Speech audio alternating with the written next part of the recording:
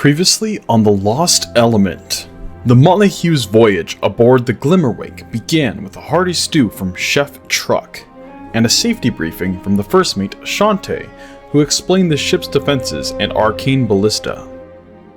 Asja and Din studied Juan's notes and plotted routes, while Rhukkarrak admired the rain-fed sand sea, and Euan reflected on past mistakes before sparring with Rhukkarrak. Later, the group discussed the Aether, the ancient Vitaarbor Celestis, and theories of hidden trees in the Khazdurum lands. Meeting with Captain Argon, Sánchez, and Aeromancer Veril, they weighed three dangerous paths to the spear point: Kraken-infested river, sinkhole-strewn north, or the cursed spirit dunes. Choosing speed and curiosity over safety, they set their course for the dunes. The night continued with Argon sharing dice games and stories. Now, with the cursed sands ahead, will they uncover secrets or only peril?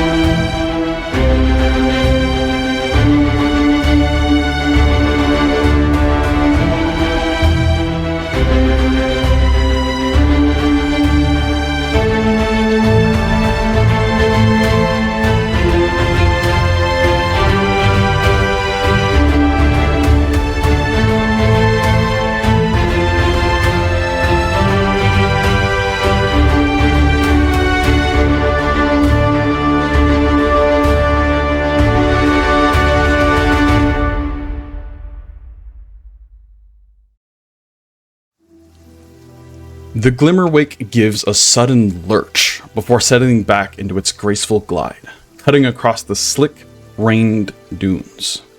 The small shudder is enough to remind you that yes, you are moving, and at quite a pace. Weeks of trudging through scorching desert heat flash through your mind, and you can't help but compare those endless, blistering marches to this. Whatever secrets or quiet motives Juan and Quinn may keep, this feels like you're traveling in style. Your time aboard has been brief, but already you feel a kinship with some of the crew. Whether it's the concerned glances from Captain Argon as he left you to your own business, or the way Truck's snacks and meals seem to warm both the stomach and the heart. Compared to those long nights crossing dunes beneath an air so dry it stole the moisture from your lungs, this voyage feels like it will pass in the blink of an eye. Even now, you can hear the steady patter of rain above, water trickling down the stairs into clever gutters that spill it harmlessly back into the sands below. Beyond the windows, the sky darkens as evening draws near, when suddenly a deep gong echoes through the vessel, followed by Truck's unmistakable bellow, "Dinner time!" And within an instant, once again, the mess hall bursts into motion, crew members shuffling in with practiced swiftness, and the airs fill with the rich, smoky scent of something extraordinary. As Truck stands behind the counter, lading out generous portions onto heavy plates. "Tonight's meal is a special one. My son's favorite dish, so I share it with you." As he dishes out each platter here, heaped with a large smoked pyroscale tail, charred to perfection. The scent alone is enough to make your mouth water. And you've smelled pyroscale before and had some, but not quite like this.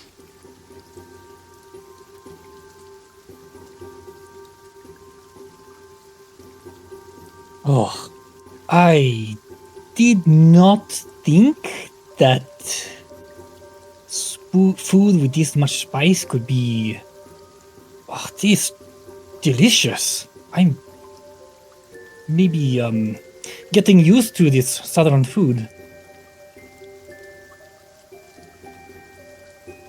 Euan pulls out a handkerchief and sneezes into it as the rain's getting to him. That does look pretty good. I only hope it helps clear out my sinuses. Well, if not, we still have a little bit of... And out of Asja's bag comes the last little drops of Marley's. If this would help you, please use it. The temptation to snort the hot sauce will not win over my desire to taste it once this is done. He'll sneeze into the hanky again and tuck it back in his pocket. A little bit of smoke trills out of the nostrils with the sneeze.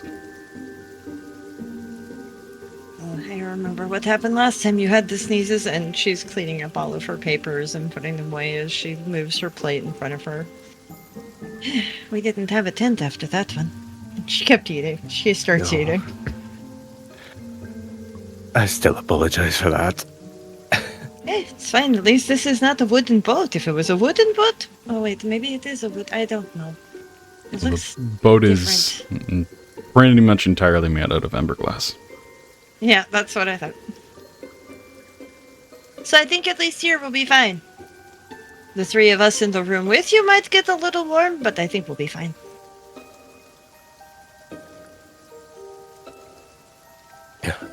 As Euan kind of walks in to get his portion, just kind of raises his voice. Truck, extra on the spices this time, please, if you don't mind. Oh, you got it. I had a little... You know, I got something special for you. And quick shuffling behind the kitchen, a little bit of pots clanging, as he then hands you out a large portion of the smoked pyroscale. Enjoy. I will. What's good for the soul is good for the body as well. Always. And Euan will kind of mopily trot off to find a seat to eat his pyro scale.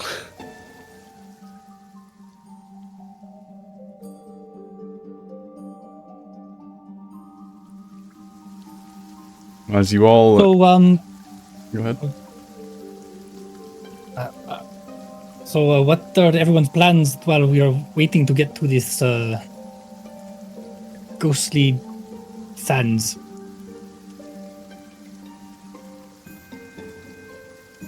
Asja will just kind of lower the book that she's reading as she's, you're watching, like, the cutlery go behind the thing and hearing her obviously eat. She looks at the book, looks back at you. The book goes back up over her face. Well, I think I know what Asja's going to be doing. What about you, Din? I don't know. I think we should make it up to Argon for being such downers when he tried to play with us. I don't know if that's how the game's supposed to go. He seemed very, perplexed.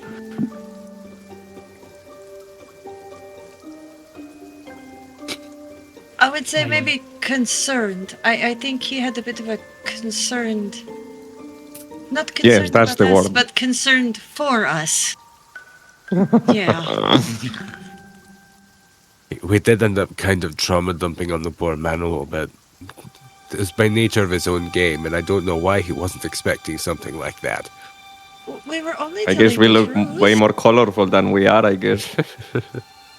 Well, we're a beautiful array of colors, but underneath we're all just blue. And he'll try to muster a chuckle, and it just kind of weakly comes out as he goes back to his pyro scale. As You can't the quite tell if he's playing up the misery or if he's actually that miserable. you all check you in socks, they're still dry, so you're still good. But as you chomp into your pyroscale, it's the spice there does kind of numb your throat a little bit and give you a little bit of ease in the weathered condition that you have. Oh, Truck, I knew I could count on you. Oh, fresh air. He'll whip out his hanky, sneeze one more time, and then just go back to the pyro scale. I think I need to try to get over this. I'm probably going to spend some time in my room. I've overdone it quite a bit over these last weeks, and I think it's catching up to me. Granted, if any of you need help, by all means come and get me.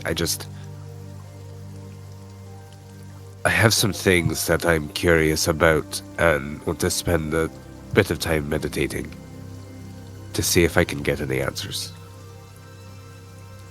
Well, I was planning on doing a little bit of meditation myself, but I also wanted to continue our daily sparring if you're feeling up to it.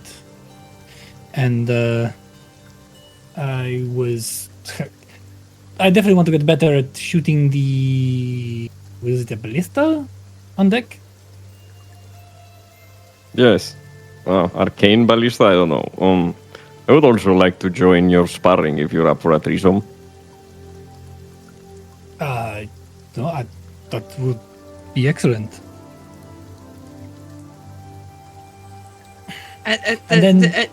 Euan, sorry. Oh, go ahead.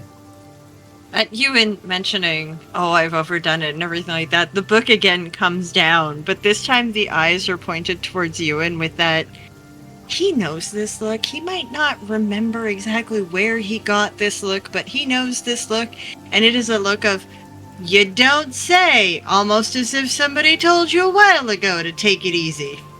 There's a muscle memory recoil away from Asja as she just glares at him. I am sorry. It's fine. Now that she's not shoving food in her face firmly, even though she's been given trays and trays of snacks all day, and whoever's been sitting with her has literally just seen her eating all day, she is still, her plate is almost cleared again. It's hollow legs. Yeah, no, but so yeah, no, I figured with with that and thinking maybe that there are landmarks that are important around the temples. I thought maybe some of the things I have might. Maybe it wasn't important to my brain before, but maybe now there is some more information on things that we could be keeping our eyes out for during our travels that maybe people have just used as a waypoint, but actually are a marker for something long, long forgotten. So I figured I would go through my material, or all of my research and my materials and everything, and see if there was anything else like the spear that we found. The reference to that. So, that's what I'm going to be doing, at least. And the book goes back up. Well, let me know if you find anything. I'll keep an eye out for it. I will, but I figure when we get closer to the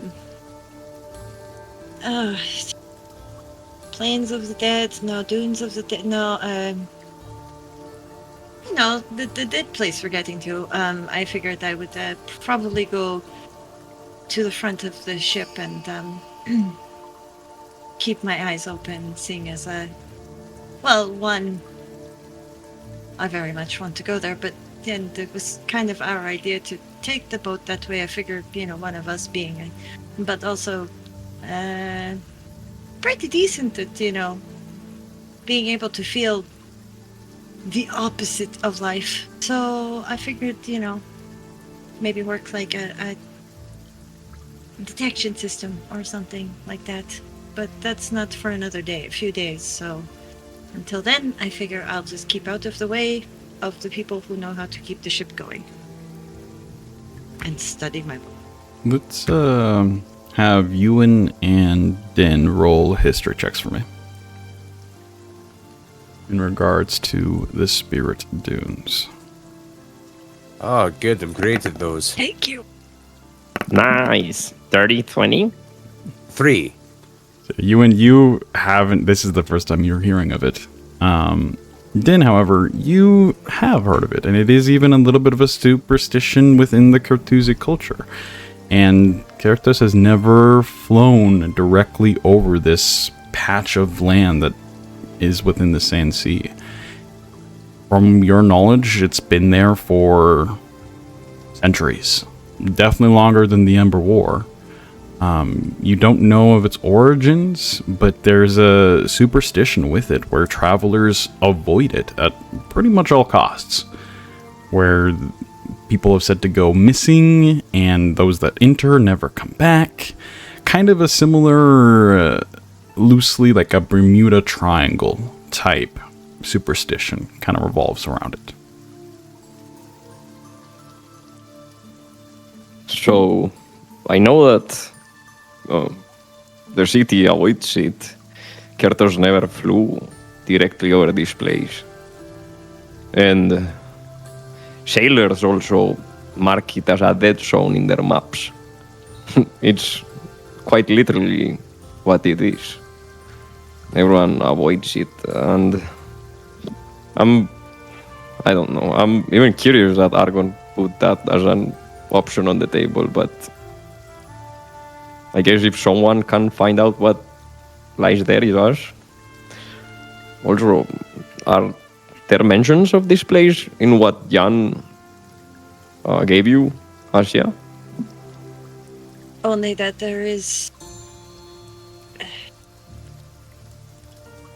No, there was no mention of this. There was mention of the temple or something off of the landmark of the spear, so unless the spear is near this place...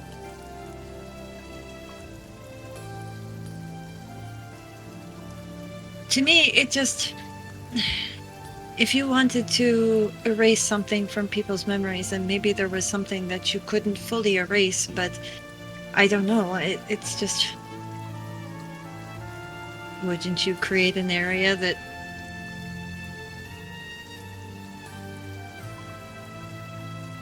has a legend or a myth or something? Much like the Paragons, I've only really found a lot of information about them in this children's story. You might be onto something. I mean, we did meet with the dead in the desert, but it was down south. But also, if we are looking for the different places with the different elements, Euan was right last time. We still have to remember that there is still death. We will have to be ready to face a place, get the information from it that is more... Well, I don't know. It seems to be where we're going to be in just a few days. How Seems to close be is the this perfect place? Sorry. No. What is your question? How close is this place to the Asian Expanse? It is not that close at all. It is... The Ashen Expanse is the more northern, middle, eastern section of Aruthar. Where you guys are traveling is towards the west. And so there's several... Like, it would be from the Spirit Dunes to the Ashen Expanse is probably the same roughly distance from where you guys disembarked the Azure Gale to Veltari, if not a little bit more. So it's definitely not close. Okay. I mean, there is the Shrine of Duality that seems to be related to both life and death, but it doesn't seem to be like a temple. So I doubt it is one of these places we're talking about, but who knows?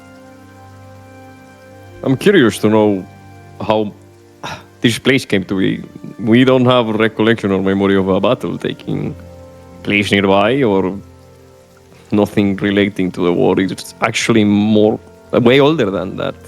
So, like, how would death energy come to inhabit this space? Maybe this is the leftover of the Age of Decay. Who knows? Maybe they couldn't get rid of everything. Maybe there is something trapped here. Maybe... I don't know, but doesn't it spark a little bit of curiosity in you? Sparks a little bit of curiosity in me. I know that It sounds sparks- really... silly, but at the same time, I really want to go in there and find out what's going on. Yes, it sparks a lot of curiosity in me, but I think we should also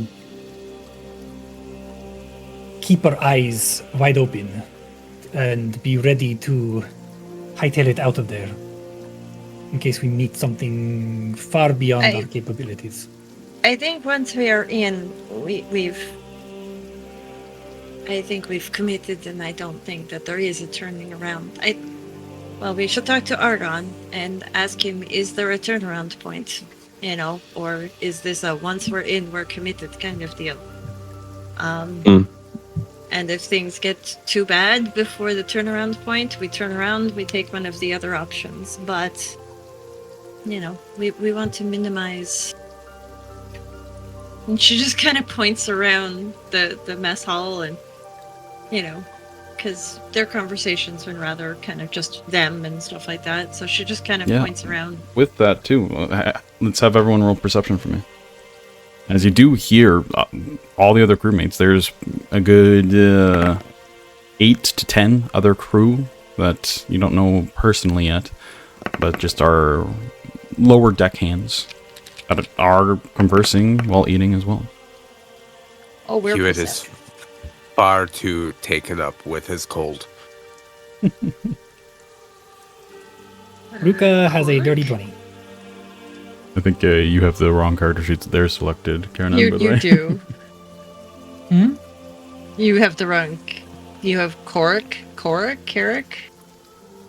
Your character, it's fine. It's Yeah, you might want to change that. my So- character sheet says something else. Now, you all are kind of I have a 12. invested in your conversation here and not overhearing too much, but you do hear, especially Rhukkarrak there, some of the whispers and some worry within the crewmates here. And like you over here, someone say like, "Are we really going to the dune? Like Spirit? I don't like that." And just similar of that vein, like just some apprehension within the crewmates here. There's still the jovial dinner time kind of people clinking glasses and whatnot and enjoying themselves, but there is a little bit more of a worry on some of the sailors' conversation here.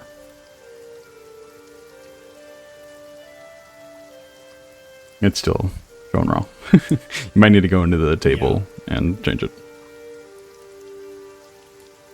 But Yeah, but the thing, it's weird on D&D Beyond, it's showing that he is rolling Rhukkarrak now, so it's weird. just silly. I mean, it's not that big a deal. It's just show the wrong name. Yeah, there we go. All right. As you all are kind of noticing this, the Argon steps into the mess as well, and kind of you see some of the crew kind of shout out to him, raise some glasses as he goes and takes a plate as well before addressing everyone in the mess here. So, I'm sure you have heard the rumors and stipulations. Sánchez probably been in contact with most of you. Yes, we are on course to go to the Spirit Dunes. And with this, there's a hush that kind of immediately falls over the room. That is where we're going. I know it is not the most desirable of places to go, but we are on a vessel that is very capable. It is one of its kind. We have not been able to travel like this before, and so quickly over the sands themselves. I don't anticipate there'll be much problems. There are the superstitions and worries, and, well, we don't know exactly what to expect. But keep your eyes peeled as we get there. We still have a couple days before we arrive, but it should be fine. Don't worry too much. And some of the crew kind of shout out, "But, Captain, tell us one of your stories about the dunes. I've heard there's, ghost stories, right?" Alright, well, fine, everybody sit down, and we'll tell a story in a moment. And he goes over and sits down, starts to eat part of his meal, and once again you hear some more whisperings among the crew now, but much more hush and much more nervous. within. Let's just have everyone roll one more perception check for me.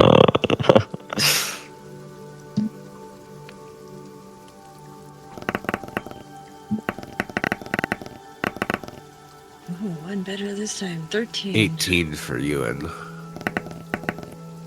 Ooh. Oh no. Natural one. Rip.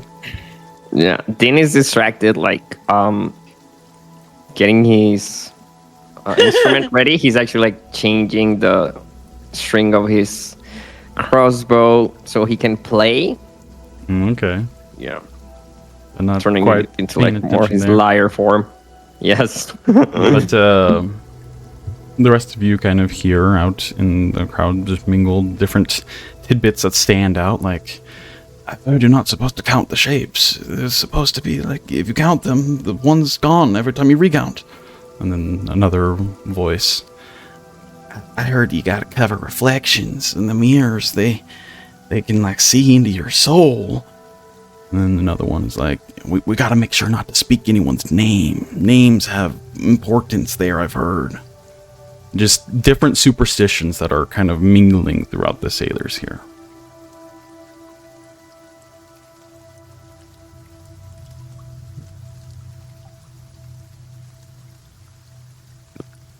Superstitious bunch, aren't they? Well, I mean, it sounds like the entire world is kind of superstitious around this place. I've never That's even fair. heard of it, so. Why would you not speak someone's name? I don't understand some of these superstitions. I don't know.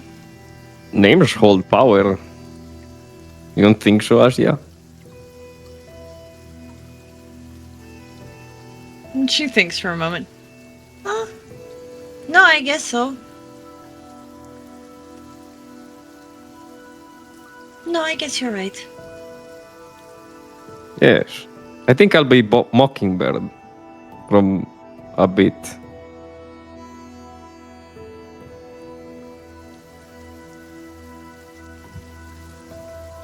Well, does it matter if it's the name you were born with or identify as?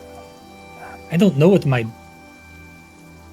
I don't born know, name but I is. think if we listen to Argon, he might be able to answer a few of those questions with his stories. Oh, right.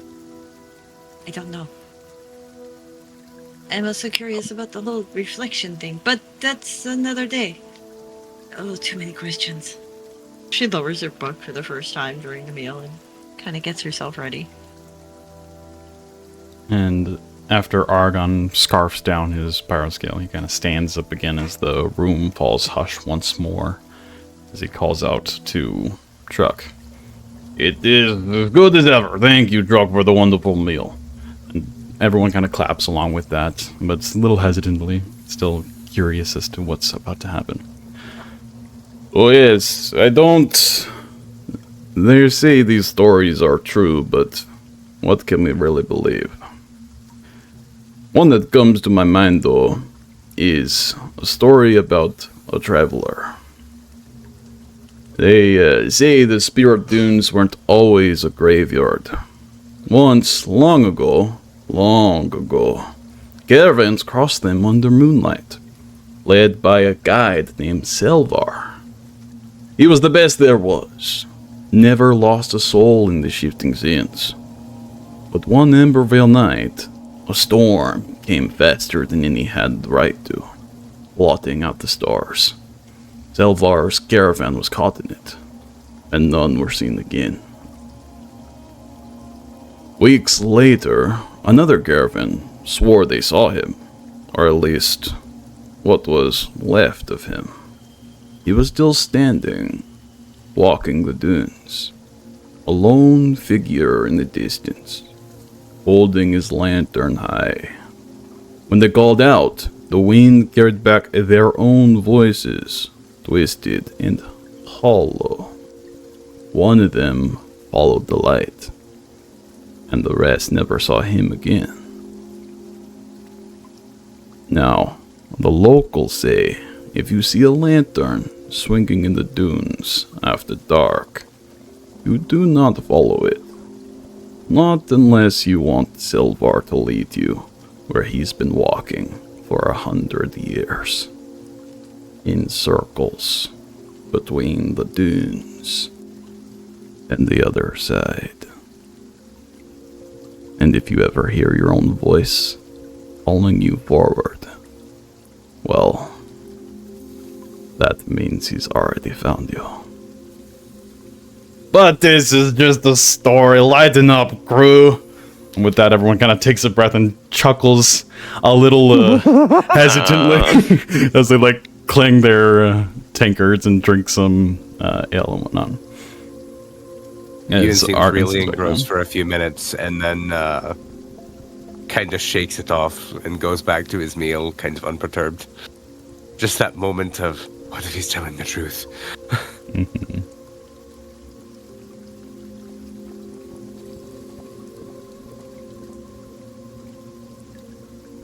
So, I think Dean is definitely gonna continue listening to the captain, but if there's sort of a crowd forming around or people near the table, he wants to slip out undetected. Okay. Yeah, go ahead and roll a stealth check then if you want to do undetected. Not that anyone's looking directly at you right now, but just be so unnoticed. 17. I think it's pretty good. I think most people are more focused on what they just heard in the story, and there's more whisperings and theories and superstitions being shared, and people drink a little more heavily tonight. So, easily enough, you can slip out of the mess there. Where are you going? No, I'm gonna stay there for a bit. I want to listen. Okay. Yeah, I just want to yeah, and maybe find a spot where I'll be harder to see. Okay. Maybe hide between trucks' legs. I don't know. Yeah, I think with the smaller stature of Din, you can find a little corner or somewhere that people won't, maybe behind a barrel of some sort of rice that you can kind of... Inside a rice bag? Yeah. Yes. You just dive no one into lose the their barrel clothes, of rice. or else Euan is making you your clothes and you might get splinters. There we go. Exactly. Is there anything in particular you're listening for or want to do as you are hidden here? No, I'm just gonna wait, see, if there's gonna be more stories or what's gonna happen. Okay. Eventually, the crew starts to finish eating their little less jovial state as they start to return back to their duties as the evening continues to fall. What would the rest of you like to do?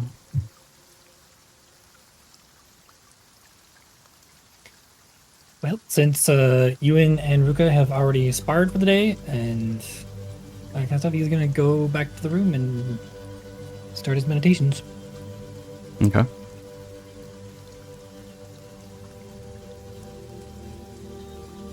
After Euan finishes his meal, he will stand up, turn to Asja. Is there anything else that you need tonight? She kind of shakes herself out of this deep thought that she seems to have been in since the story. No, I'm not tired yet, so I'm just going to continue going through a bit of this before I head off for the night to do things. If you need anything or you get worse, let me know. Come find me. I'll be here and I'll make you some tea or something, but Of course, little one. Hey, Dad. Yes?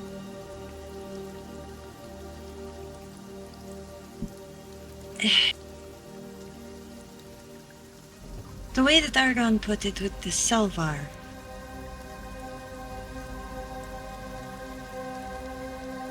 Do you think he's leading them death? Or could he be a guide between the worlds?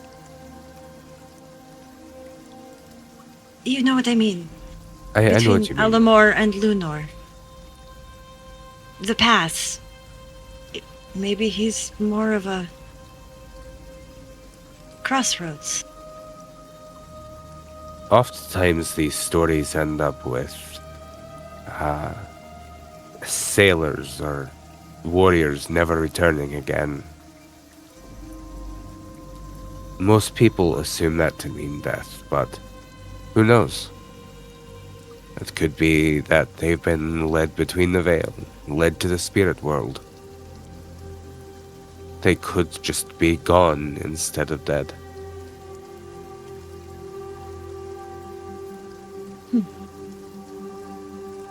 I guess we won't know unless we see. Well, unless we don't want to.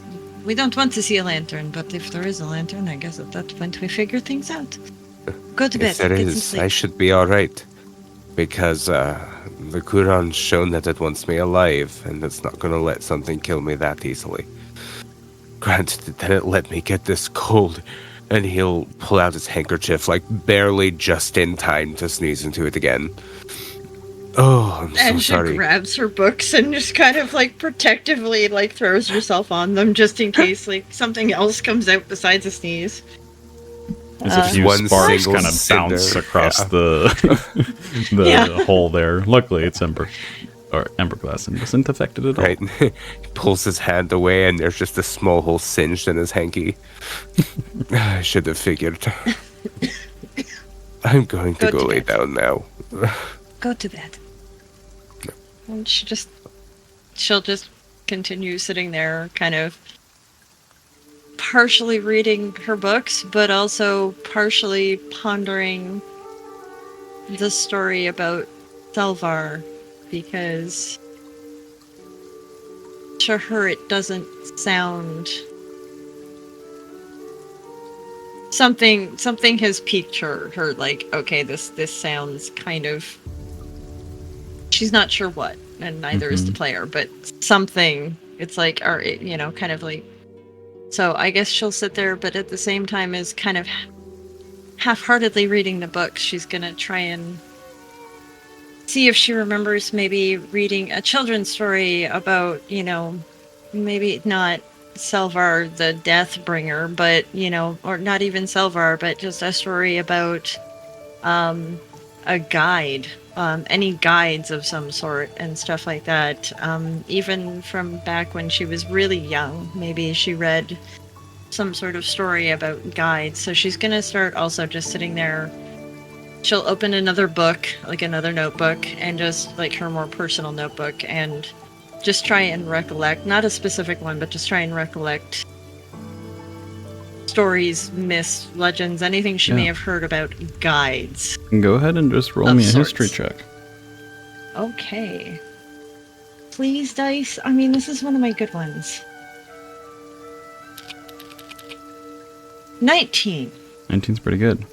The name Selvar does sound faintly familiar. You feel like you've heard it before, but not in a long, long time. And as you ponder on it and kind of flip through some notes, you do remember, they were some sort of guide that got lost, but like they were quite well renowned for their ability to bring people through the Sand Sea safely. But yeah, they went missing or something. The details, you don't know a whole lot. You're surprised that you even remember anything, but it definitely lines up a little bit of maybe there's some truth to that story. Yeah. All right. Well, that's her spending her night is just trying to grasp at little snippets and stuff like that. Okay. Then, as people start to leave the mess here, anything in particular you would like to do? Yes, of course. I'm like waiting for the right moment when I can cast silent image. And like, I think like I want to wait quite a bit and produce like the ghostly image of a figure holding a lantern and like walking through the like one of the ends of the mess hall and just like lingering on the corner of the eye of like Asja and Trunk just long enough. Okay, yeah, you can do so. I think Asja again returns to her books and lost in thought a little bit. Eventually, Argon leaves, and more or less it's Asja there. Truck comes out with a plate of his own and starts eating into it. He actually goes over to you, Asja. Mind if I sit here? Oh, please do.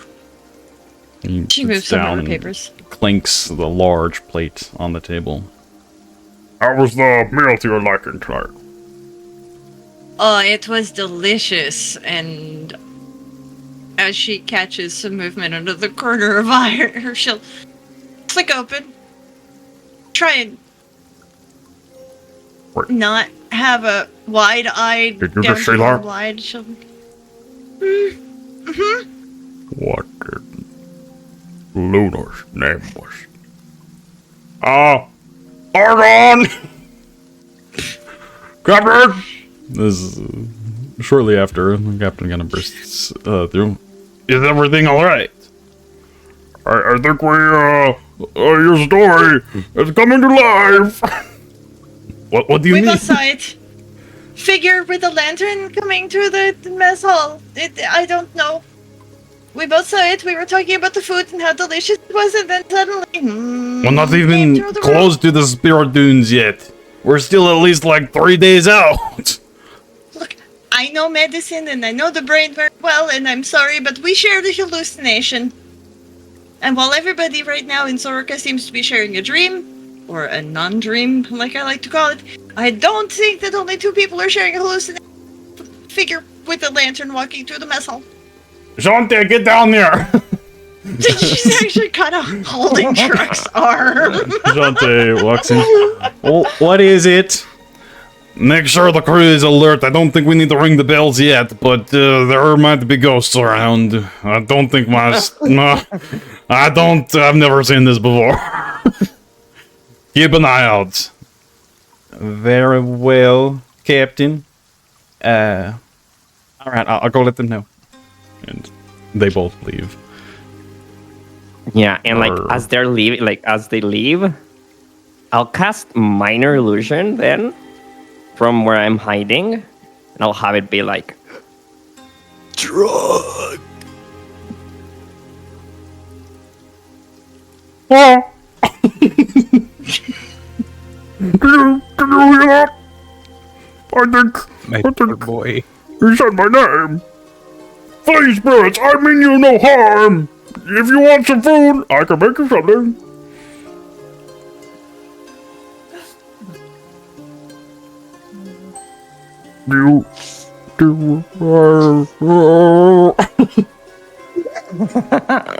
He just starts like panicking, looking around at the corners. You did hear that, right? I heard it. I very much heard it. How does it know my name? I think Dean is now gonna like come out, just like laughing out loud from where he was hiding. Wait, no. Why are you laughing? Oh. Oh yes, that's what I needed. Wait, Thanks for the meal, Truck. It was very good. Was that you? Please tell me it was you, please. That was him. Thank Alamore, holy. Oh. Don't do that to a man. Oh man. I nearly lost my stomach. Sorry. As the captain said, we're still far away, but I'm sorry, I just... it happens. I need some food. And just starts eating more voraciously into the fire scale. Sorry, I hope I didn't interrupt your studies. The captain bursts back in. I heard more shouting. Is everyone okay? Everyone is fine, and everyone was fine in the beginning.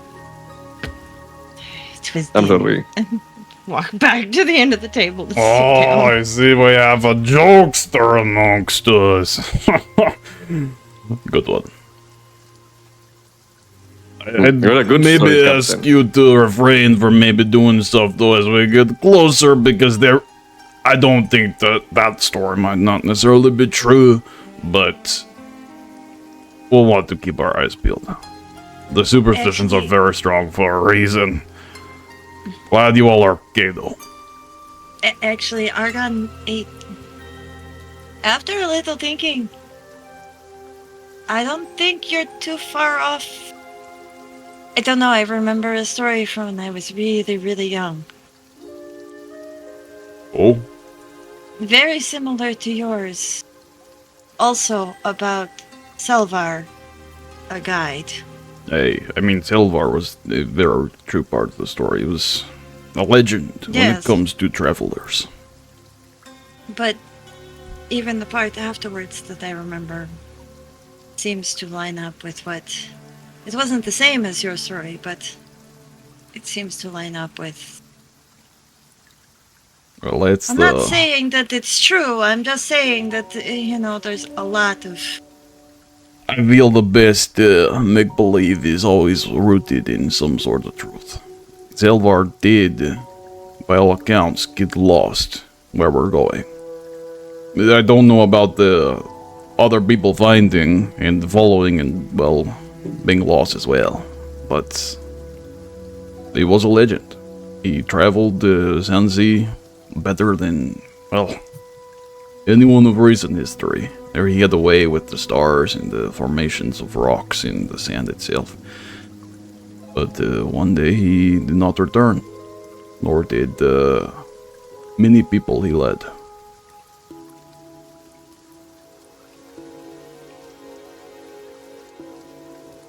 Well... I say we just keep our eyes open. There we go. Hey. He kind of like waves a finger at you, Din. I'm gonna have a little bit trouble sleeping now, thank you. And chuckles a little bit as he leaves once more. And Asja's just gonna kind of pat Truck on the arm and kind of distracted by talking about food and stuff like that. And try and calm Truck down and stuff like that a little bit, so that This always leaves warmth in my stomach. I'm sorry if I, went a bit too hard. You're good. It's always good to keep life spicy, if you know what I mean. And as for sucking, I do it be a sucketh. if it's fine as well. Normally I would probably have found that very funny. It was just the fact that I had just been thinking about the whole story that we were told, and with recent events, I was like, oh no, did I just will something into existence that I really shouldn't have? Like, is this the curse of the Motley Hue? We're cursed, right? Wait, you're cursed? No, we're not really cursed. That It's just we wasn't in seem the to have a report. very big... No, we seem to have a very big string of bad luck. I don't know.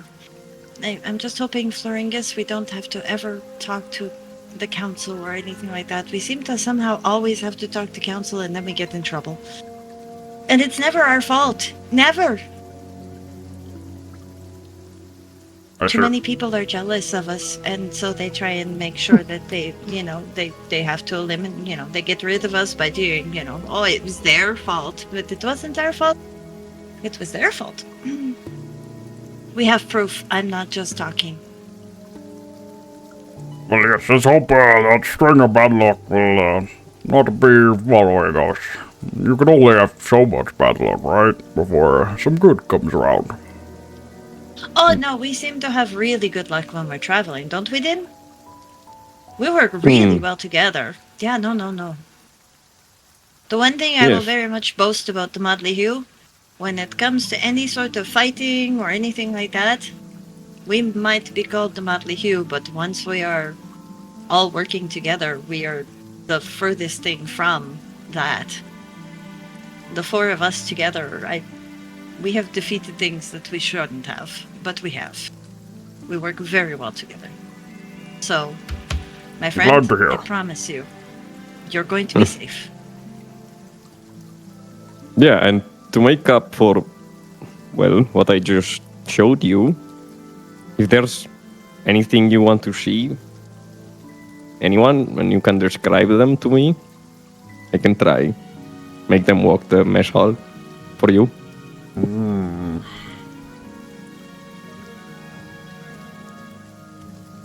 Interesting. Didn't go ahead and roll an insight check. Alright. I'm good at this, apparently. Yes, thank you. 22 is pretty good. There's a Truck kind of embodies a very joyful appearance here, but in that moment, as you mentioned that, his eyes kind of scowl a little bit, and he looks like he's remembering something a little painful, or a little almost like grief pricks his face for a moment. I'll have to think. I got this to do, though. Thank you. Good laugh. Slaps his stomach once more before picking up the plates around the mess here and returning back to the kitchen. Now I feel really bad for playing that joke on him. Oh, it's okay. It was a good joke. I'm sorry. Oh, don't apologize. It was a good joke. Come, sit down. I should probably not be focusing so hard on everything. It apparently distracts me. Although I really did think somehow I had summoned this by remembering something. Maybe at some point when we're at some point during all of this, we should find at least maybe one day to, how do I put this? Have a vacation. Wouldn't that be nice? That would be And great. I think- Just picnic somewhere, nice, maybe swimming. I don't know. We'll get you in to take his socks off first, but I don't know. Just one day. Without You're gonna the take me weight up of- on the offer? Take you up on the offer of what? You also saw the guide. Huh.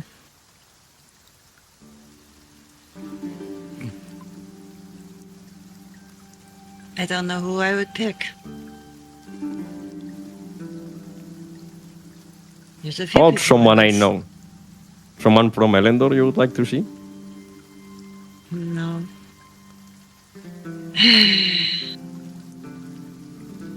I think with that one, the excitement of getting to actually see them in person again.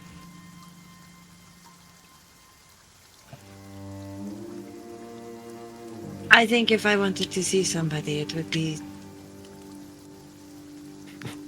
somebody I couldn't see ever again. Does that make sense to you? Yes. And I'll make her walk the mess hall. And like Dean's gonna be like really absent-minded when he's looking at her.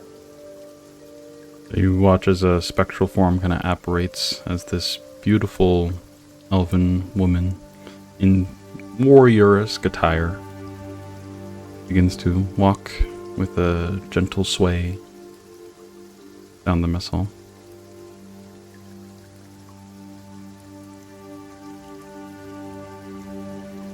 Is she the one? I guess you could say so. And as you stare at her features, there is definitely a similarity to Taran, the captain in Elendor. Definitely not the same person, but maybe related. Some similarities there. Like mother, like daughter, who knows? I could see why you would fall in love with her even without knowing her name. She's very beautiful. And not in your traditional elven ways. I think her warriors. I think that makes her, the strength in her makes her much more beautiful than just her beauty as well. I could see why you would be very much attracted to her.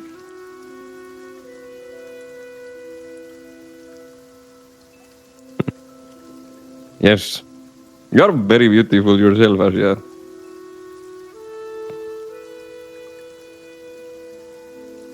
I have never felt that way, but thank you. I appreciate that. Maybe it's the clean living. I don't know. I think it's you taking care of yourself. Well, when you have to lead by example, you have to do these things. Trust me, I think if I actually did take care of myself, like I kind of fibbed earlier, I don't think I'd probably be in this good of shape. Actually, I probably wouldn't be alive. I don't think I would have survived if I was by myself. I mean, let's face it, this is me we're talking about. And she kind of smiles and winks.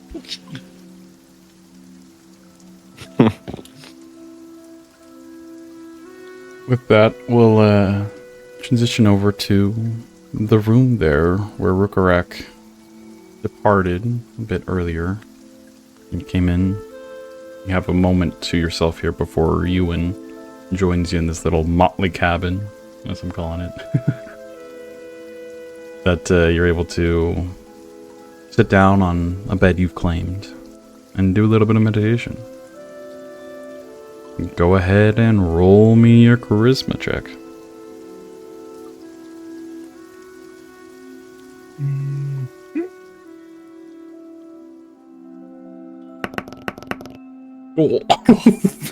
Oh no! It's uncanny how funny that is. It returns. God.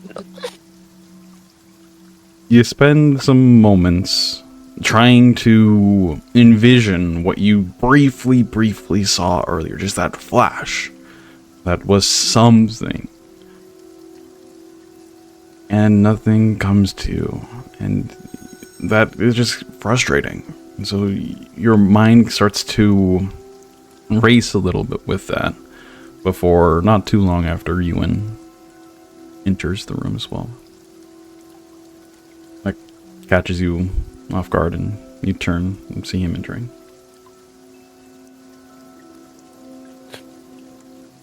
Euan just stands in the doorway for a moment, pulls out his now charred hanky, blows his nose, puts it back in his pocket. Don't mind me, Rhukkarrak. I'm just gonna go over here for a little bit. Carry on as you were. Yeah, no, I don't think it. I think that the story was a little bit more, got to me a little bit more than I thought. I can't focus, and maybe I'll just have to save it for tomorrow. That was.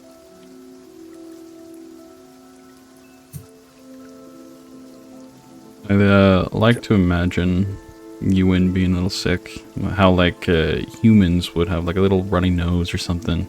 There's just a little bit of like smoke that just kind of billows out of the nostril. Yeah. Really, his sinuses are clogged with soot, but Yeah.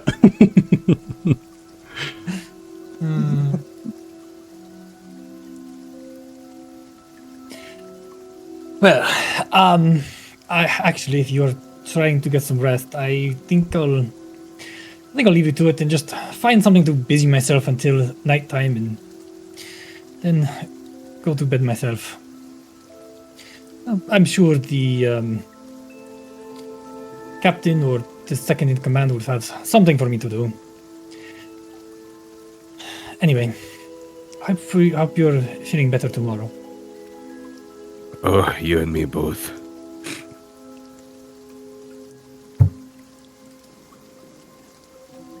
Let me leave. Okay. So as Ruka leaves the cabin here, you are by yourself. You sniffle a little bit more, but is there anything you would like to do here, or just bed down for the night? No, Euan is going to lay down in bed and prepare for sleep, but he's not quite going to bed yet. What Asja has brought up has kind of got him thinking about this veil between the worlds, possibly. And seeing what happened when the Heartroot sapling took in the death energy that it did, and then it took root.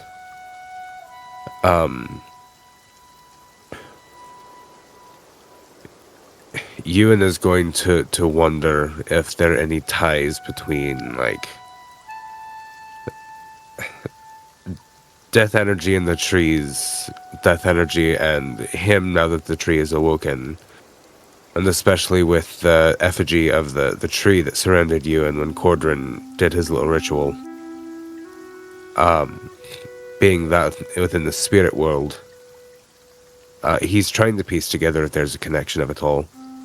And I think he's going to take some time before he goes to actually sleep, that he's going to direct that inwardly and think and try to meditate on it and call out to this greater consciousness that now lives within him for answers, to see if he can learn anything. Primarily that would be useful for the party as a whole and their new mission, but also in his own mind there's still this idea of he wasn't strong enough to actually protect. So a curiosity of if there is power as well to be gained through filtering that energy as the Kuran tree. Okay. You close your eyes and let the steady sway of the Glimmerwake fade into nothing. The hum of the dunes beneath the keel, the pattern of rain on the deck above, all of it slips away until it's just you and the quiet place inside where the roots still run. And you remember the first taste of death. Not your own, but a tide that consumed everything around you. A slow, creeping rot that dimmed the world to gray. And yet, you carried a light into it, which had burned radiant and pure, peeling away the death like frost under the first thaw. Over time, you remember the dark receding. You hadn't fed on it, you didn't consume it, you hadn't taken it, but you had cleansed it, allowed it to turn, to fold back into the cycle where all things that live must one day die, and all things dead must give way to life once again. At least that's how the cycle's meant to go. You recall the Cinderglade and the way you served as a catalyst, restoring balance to the soil, to the air. But the memory here, they don't hold a perfect clean shape. Pieces are missing, edges blurred. The feeling remains, but it's incomplete. Like a tapestry whose threads have been severed. The tether that binds you to the heart of yourself feels the same. Not gone, not distant, but frayed, worn a little thin. It's fixed and repaired in some places, but not yet made whole. As you subconsciously reach your hand, brushing across the scar carved deep into your scales. A mark of that same fraying. But one now you realize runs far deeper than just your flesh. And once again, beneath it all, you feel this call of the others. your kin. Distant, yet always there. A constant presence at the edge of your thought. And above them all, you sense one slightly more familiar to you. The Flameheart tree. Its pull is gradual but insistent, like a tide that will not turn back. And with every day, it grows just a little bit stronger, as it beckons you to stand before it in both flesh and spirit.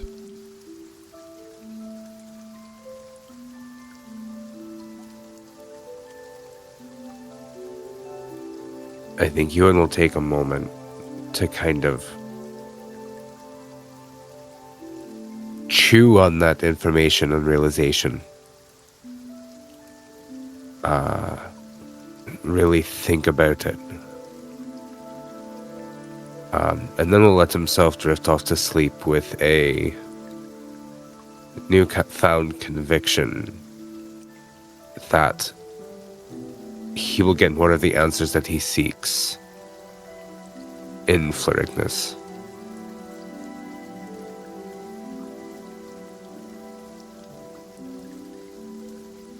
Okay. With that, Euan drifting off into unconsciousness will return to above deck. Rhukkarrak, is there anything in particular you'd like to do? No, he's just going to seek work, busy work, until time for bed. Okay.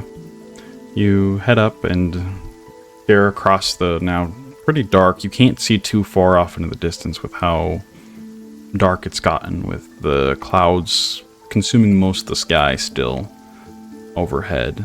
The rain avoiding you thanks to your protective stone in your pocket. And you manage to go and help some other people who are preparing for the end of their shift, if you would, themselves. Getting things ready so they can also sleep. With that, is there anything else here? Well, I guess we can return to both Asja and Din. Is there anything else you two would like to do before calling it a night? At this point, you woke up relatively early. It's been quite the day. Lots of new faces you've met and new experiences. Anything else you would like to do before you call it a night? I think Asja is just gonna pretty much be skimming over her books and making notes, and then as she feels her eyes get kind of heavy, she'll pack it up and head to bed, but more thinking about the story and stuff like that. Okay. That's kind of pressing on her mind for some reason. She's not sure why. There's the player. But that, I think eventually she will give in because, yes, they were up very early. And she's been working all day, so. Okay. Unless Din would like to do something, I think that's what Asja's plan is. In the region? Yeah, Dean will make like a little Pawfog tap dancing, walking with them to the room. And that's going to be it for him. I'm going to tap out after that spell. It's going to be too much. Little top hat. Hello, my lady. Hello, That's sunshine. exactly what I was about to say.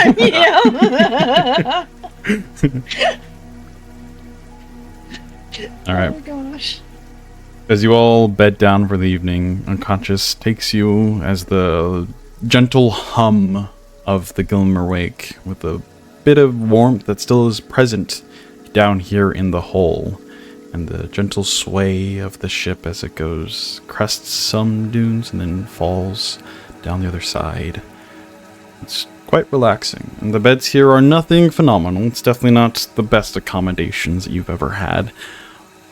But once again, your mind is brought back to sleeping on the sands, that if you even rolled off your bed roll, burned you more or less in those couple weeks of more or less torture.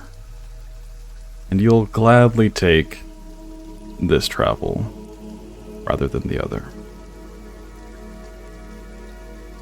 So as the Motley Hue here eventually all find unconsciousness, we're gonna kind of jump through the next couple days here as the days slip past aboard the Glimmerwake as the vessel glides effortlessly over the shifting expanse of the sand sea.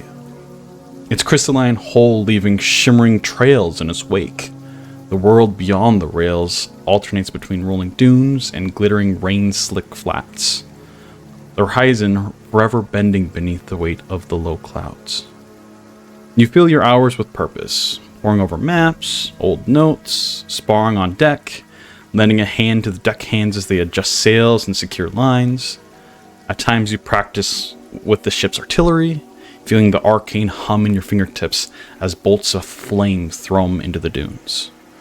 The crew's chatter drifts between friendly banter and hushed, wary talk of the spirit dunes ahead. The tales you hear are equal parts warning and a challenge.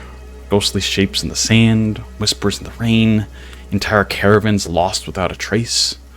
Whether they're truth or sailor's fancy, you can't deny the way they've pricked at your curiosity.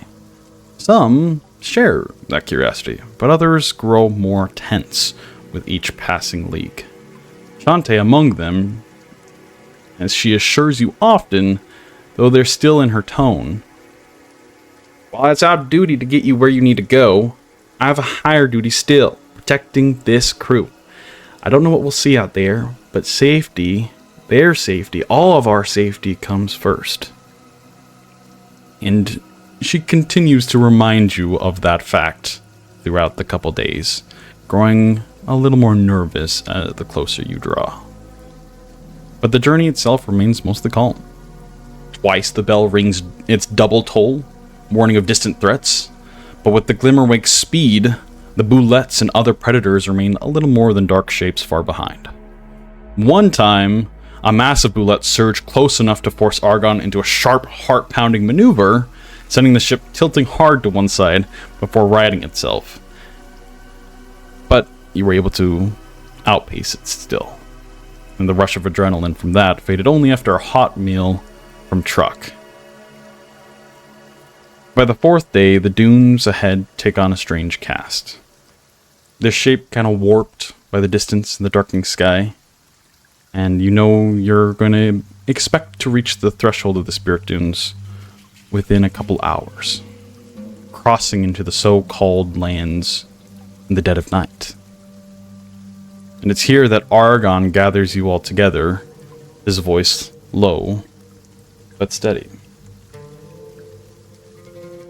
I've been hearing the worries from the crew, from Shantae.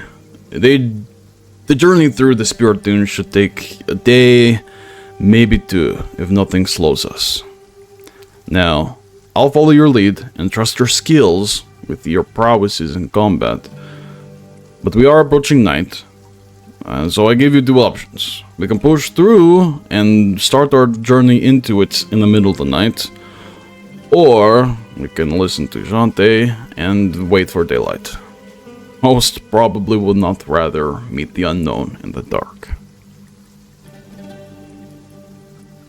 I think waiting for daylight would be the best option here. I'm quite confident in our abilities, but I don't quite fancy going into the unknown in the dead of night either. Yay, me and you both. Do you all agree? I do believe it is. Well, I do believe it is the more likely that we are to find this mystery in the dark. I do think that our main goal is to get beyond it. So, while it would be interesting if we were able to discover what is behind these rumors, it would probably be best if we travel through the day.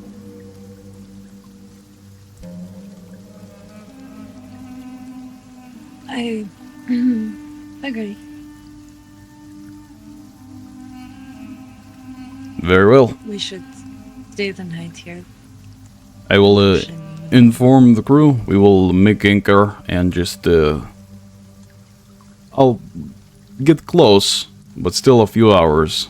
That way, we're not right on the precipice. And we can go in when we have Alamore by our side. With that, Argon kind of turns and starts shouting some orders to Shantae, to some of the other crew, who do look a little bit relieved that you all didn't just say, yeah, let's go right in the middle of the night. Some of them still look of worry as you are this close. But Did Asja look like she actually wanted to go during the day, or did she look a little disappointed?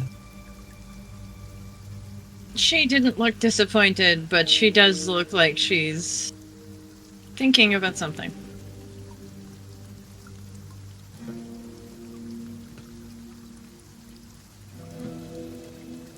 Asja, did you really want to head in now, or No. you look like you have something on your mind? I just want to be. I will volunteer to take some watches tonight. I mean, I was one of the main pushers to go in here, and even if we're a couple hours off, we don't really know the effects of being this close. So I'm thinking tonight I'm probably going to take at least part of the watch for the evening, just to make sure. I wonder if this proximity will have any effect on my meditations. I haven't had much luck recently. Well, you have to completely clear your mind. Just let everything go. Yes, and that story from a few days ago has not helped, so maybe I will be It's able to just a focus story. tonight. It's just a story. That's what you have to remember. There is some truth to it about the person. But what happened to the person? That's a story. We don't really know. I mean, maybe he is a guide now. Maybe something did happen. But at the same time, apparently everybody that comes across him is lost. So really, you know, what's to say that maybe these travelers, maybe something else was in there and they took this person, but there was a light to this creature, this Zorik or whatever that's in there, and they mistook it as that. We have to remember that there is a story in there, and that I also feel that somebody is very much trying to hide something in there. So if you're trying to hide something in there, creating a very good story that scares people, points around at the crew. Well, it seems to have worked.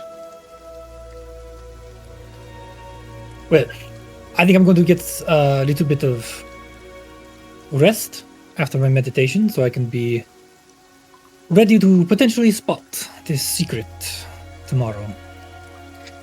Anyway, you have a good night. Good night.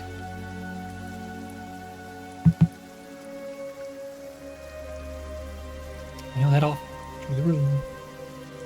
right, you all have a couple hours before you would want to bed down, per se. Is there anything else you want to do here before you sleep and then enter the spirit wastes or spirit dunes?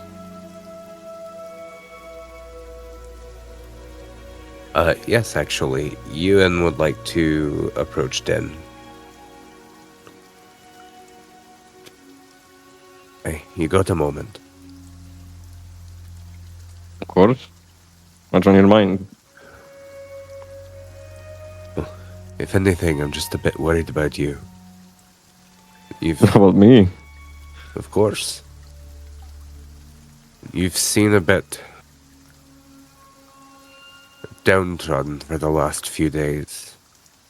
I'm just a little worried about you and want to check in. Are you doing all right?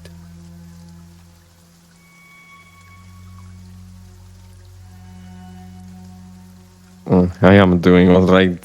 Thanks for asking, friend.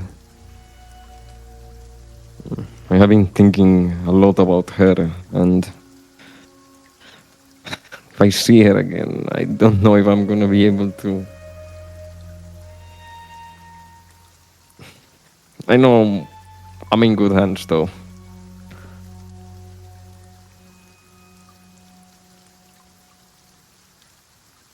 You are. You've got all of us. And you also have the captain.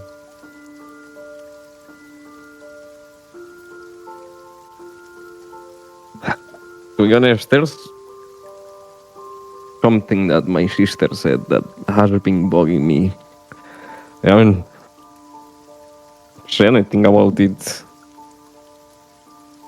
but you know, we've been having these strange dreams, all of us, and she seemed to be very attuned to these things, very sensitive. I don't know.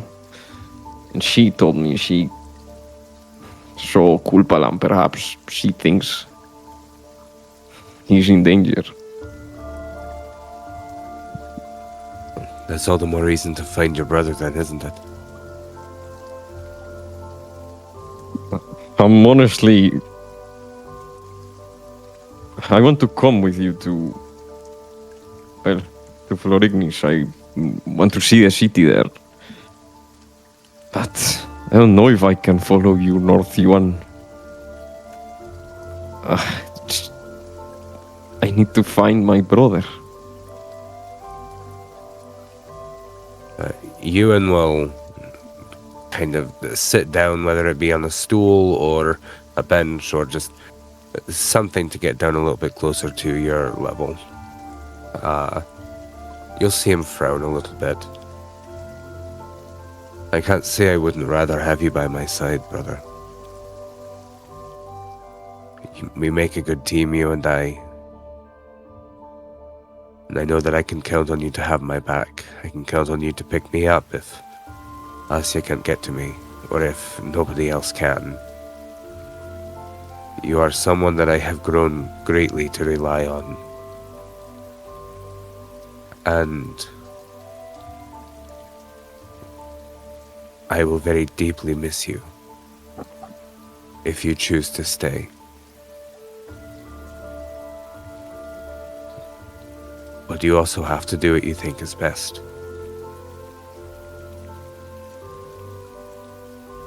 Thanks for finding me. I honestly think that maybe telling you that I'm not gonna be there when you need me is what's weighing on me the most right now. Because I promised you I would be there. It's hard even for me right now to think I'm not going, but I don't know, Yuan. I set out to find him, and I found many things. I found my sister. I found myself. But I'm worried about him as well. What if he's working for this cult? I don't know. I just need to know he's okay.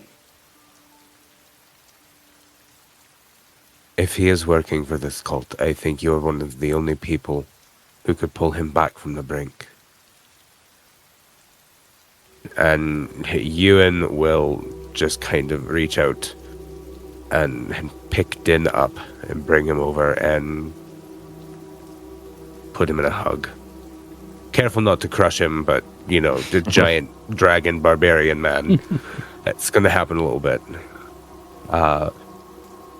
Din's a tree hugger. Daggone it, DM. But Euan will hug him and hold on to him. Full stop, kind of like a teddy bear. I'm not even gonna sugarcoat it. I think like Din will melt into Euan's arms and be like even sobbing a little bit and just like get close to his ear and say, "Ugh. Please take care of them, but know that it's not your fault if things go wrong. I worry about you. You know, I was only joking when I said that things between us are pending or whatever. I don't care. You don't have to prove yourself to me, to Asja, to anyone."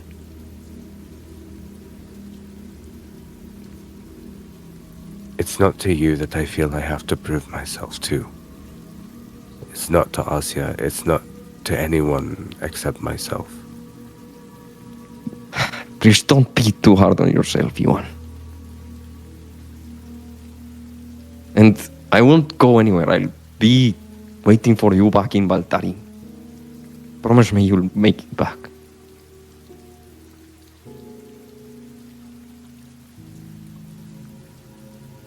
Euan will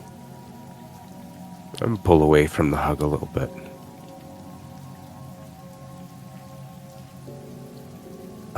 Tear kind of coursing down his cheek. As you're talking. I promise I will do my best to bring them back. There was a kind of smile, pause for a moment.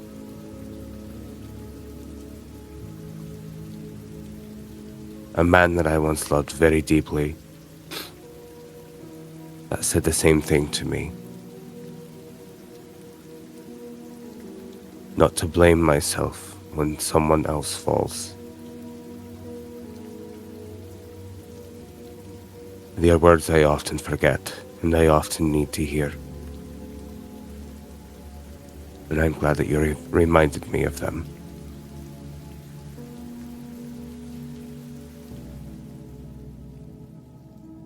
Well, I love you, brother, with all my heart. I truly mean it. You, Euan, are a gift to this land. And I just hope you find the peace you're looking for. A very old gift, well past its expiration date.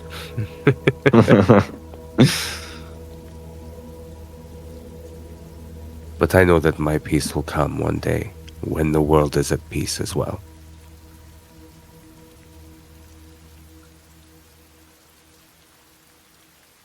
And you have to stay alive as well.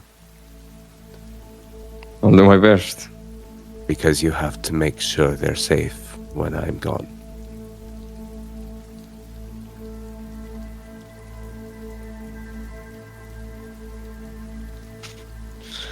Yeah, I still have some wind in me. You know that I won't disappoint you. I know you won't. You never have. And he'll bring Din into another tight hug. No, I am going to go find Truck and have him make me some more of that wonderfully spicy tea that he made for me yesterday, in hopes that it clears my sinuses. And so I can blame the crying on the tea. Whatever you decide, just take care of yourself, alright? All right. I don't want to lose you two.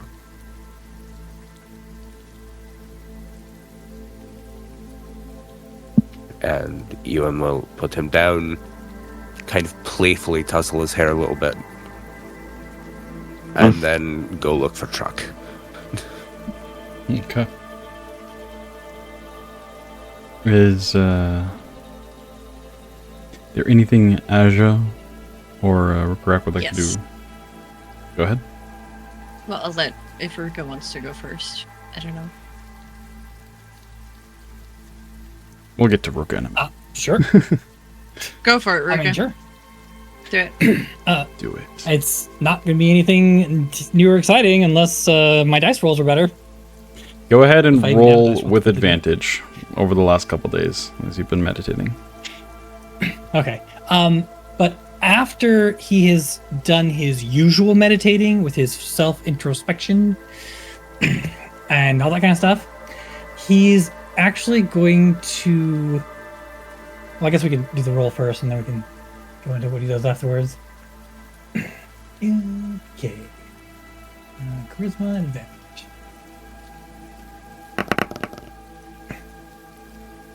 There's a 14. Okay, 14. What were you planning on doing after? Well, after he was done with the introspection, he was going to actually kind of cast out mentally, kind of in the direction of where they're headed, just to... I don't know, he suspects that his abilities have something to do with death energy, and just to see if there is any meaning or feeling or whatever of what's ahead of them. Okay.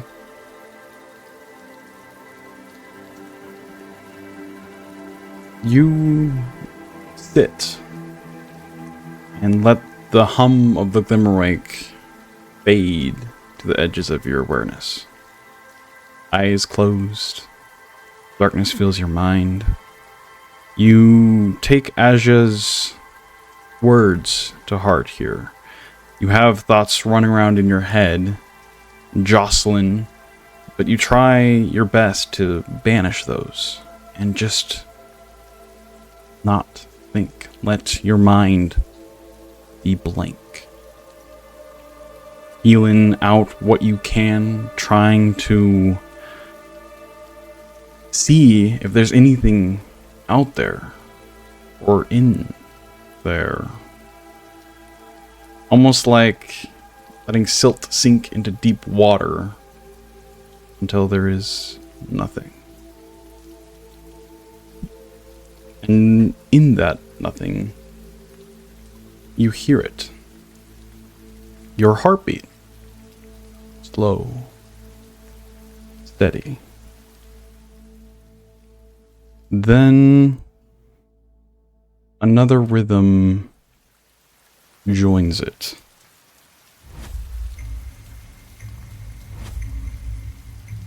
A distant, hollow drumming. Not from outside, but somewhere inside you. Each beat lands heavy, carrying something with it. Flashes, sensations, a shiver along your spine, the bite of cold metal, the weight of chains. Your breath hitches, and without willing, you're there again, wherever there was. A place you had locked away, a place you had never meant to return to. You are smaller, your voice is not the one you know. It's a child, thin, trembling. A whimper slips past your lips. A hot white flash of pain blooms sharp and binding. A whip cracks across your back. You can feel the welt rising, the heat of the injury searing through your body as your eyes flash open. And you're back on the Glimmerwake. You're hunched forward, recoiling as if the lash had just struck you here and now. The sensation is too real. The sting lingering against your skin. You reach out and feel the back. It still feels like you just were whipped right here and now. Your breath shakes ragged.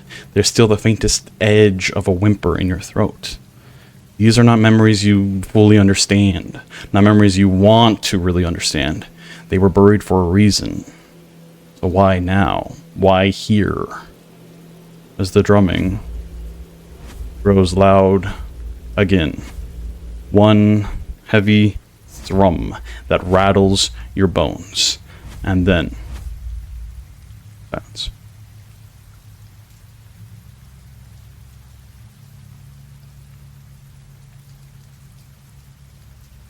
Rhukkarrak just sits there with his just hunched over the edge of the bed, breathing heavily.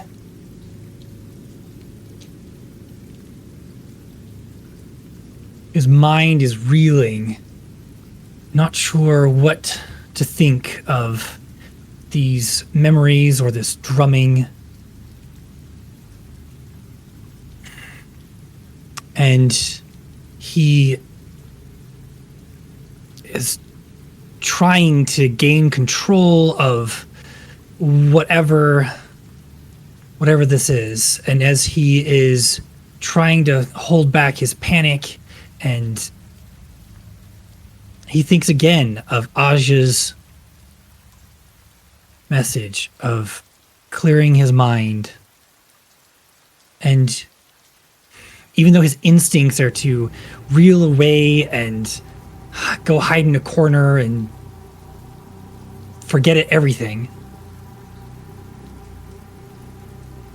he steadies his breathing.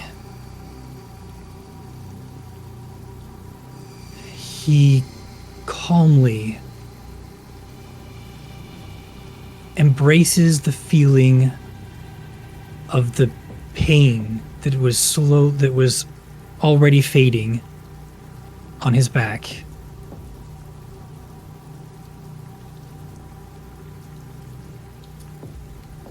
And he sits there gathering his thoughts, letting his panic fade.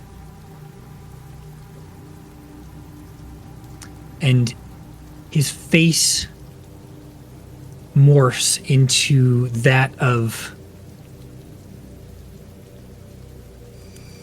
conviction. It's the closest word I can think of right now. Determination, better. Where this time he does not want to shy away. Though he is not sure if he can quite handle that pain again. So instead of chasing that specifically, he is going to, as I said earlier, he's going to sit up, again clear his mind, and rather than paying more attention to the internal, he is going to kind of clear his mind and embrace the external environment. And is probably going to meditate like that for the remainder of the night, or remainder of the evening, until others come in and remind him that he should probably get some sleep tonight. Rhukkarrak, go ahead and make a wisdom saving throw for me. Oh boy.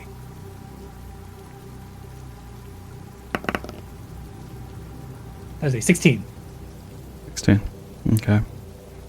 You, even though this pain, this wrought emotional, physical memory of agony, of torture, lingers within your mind, you try to banish it and once again clear your mind.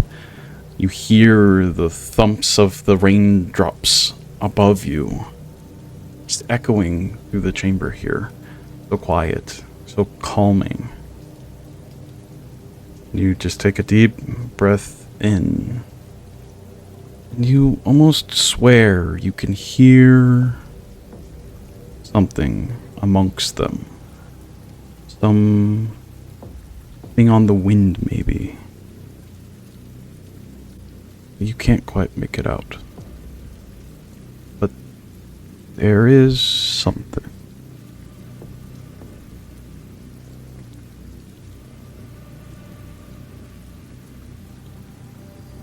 Ooh, ominous fun.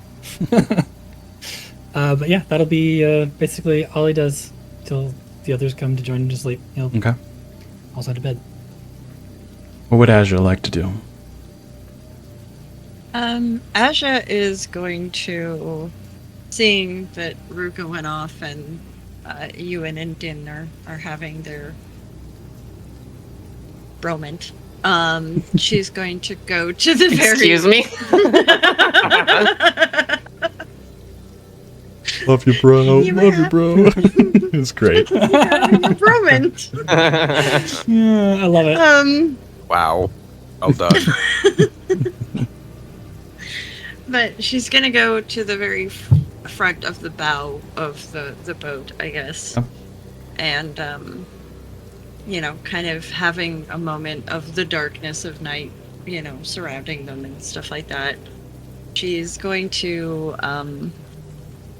just kind of sit cross-legged as much as she can upwards so that she can see out over the horizon. And she's going to put Maloric's sword into her lap and kind of just rub the Elandris crystal for a moment. And shall we tell your old friend that you're dead? I think so. And from her bag, she's going to pull out the little sending thing and break Scroll. it. Yeah, sending You- scroll and Unravel. cast sending. You. As you And read her words. the words, the paper starts to flicker with arcane energy as winds build up around you in an unnatural way. You watch as Zeph, as you've known their name to now be, starts to glide closer, just close to you in this moment. As the winds coalesce around your face there, you know you have a few words to send within them.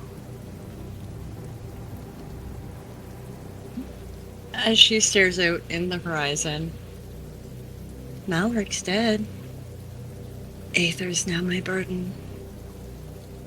Found a grave. Going north. If I find her, maybe I'll let you find us. Although, maybe cruelty is inherited. And that's it. As your word finishes there, the wind whispers, and you can hear just a little faint Malric's dead whisper within the wind as it then rushes past out away from you. With incredible speeds.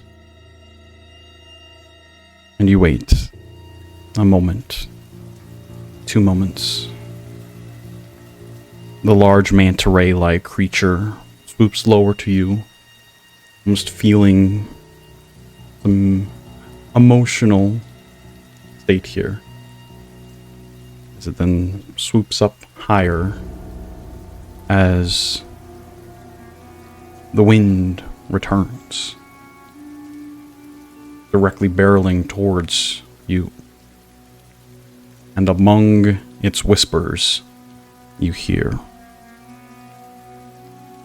"Aether, we must. What do you know? You wouldn't be caught by this. Your mother is not in the north. She's dead."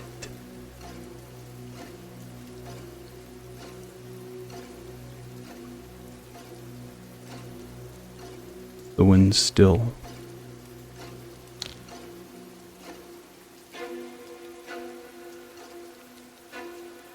She goes back after getting a response and kind of goes back to rubbing her finger on the darkened Elandris on the sword. Wouldn't he like to know what we found about the Aether? And I already knew she was dead, Father.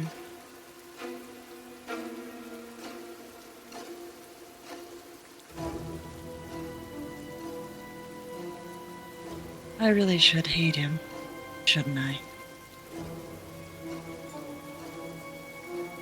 And then she's just going to sit there in silence, her eyes just scanning the horizon towards where the oh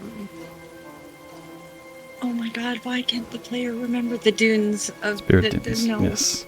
Spirit dunes. Okay. The spirit dunes, and just scanning for lights. To be very honest, she's scanning to see if there's flickers of light or anything. It's just, like her thing of maybe it is a Zork that we don't know about that lights up or something like that. Who knows? So she's just trying to see if there's anything kind of. Yeah. This distance, you can't even tell. Like, it more or less looks the same. You see dunes that kind of tumble towards the horizon.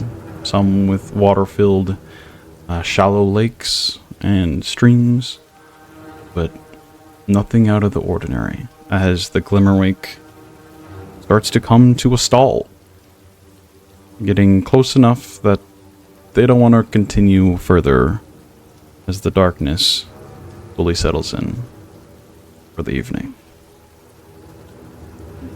But as They're just go ahead. using that as her distraction. She'll just sit there and use that as her distraction until, as I said, she'll take a watch and stuff like that, and then she will return to go to bed. Okay. As the Montague, one by one, finds their way to some rest, their thoughts worried but curiosity filled about what lies ahead in the Spirit Dunes. Night passes. You all wake up. Asja, your watch there goes undisturbed. You stare off for a while as the darkness claims the land for quite some time and notice nothing out of the unordinary. Just more wet sand off into the distance expanse. Eventually, you all wake up, and with a little bit of apprehension, the crew starts to go into motion about getting the Glimmerwake back on track, going into these dunes. As the humming of the energy reignites, as it lifts off the ground just ever so slightly, the warm vents of very hot heat, stirring it and allowing it to drift. You start to make your way towards the horizon. And you do, once again, hear just the worry and trepidation and nervousness within all the crews. Most of the crews. Some are a little excited. Some are like, we're gonna see, and some joke around a little bit and like knock someone on the shoulder and be like, I'm sure the spirits are gonna get you first, and it's the little chuckle, and some of it's a little like actual laughter, some of it's like nervous, like, oh god, no. But you start to make your way into whatever this place is. And there's no sudden change as the Glimmerwake crosses into the sands of the Spirit Dunes. No shrieking wraiths rising from the earth. No spectral armies cresting the hills. For now, it feels ordinary. Almost disappointingly so. The stories, even the ones you never fully believed, painted this place as a wasteland of horrors. Instead, you stand on deck beneath a gentle curtain of rain, the dunes ahead rolling quietly into the horizon. You keep your gaze sharp, however, scanning every ridge and shadow, but nothing stirs. Once or twice you think you spot something unnatural in the distance, a crooked, shifting silhouette or a pale flicker against the dark sand, only for it to resolve into nothing more than a jutting rock or a ripple in the dunes as you draw closer. Around you, some of the sailors who had been tense and silent begin to loosen, murmuring in low voices. Shoulders uncoil, even a few smirk as if the weight of the rumors has begun to lift. Perhaps the stories were just that, stories. Perhaps the danger here is nothing more than wind, rain, and superstition. For now.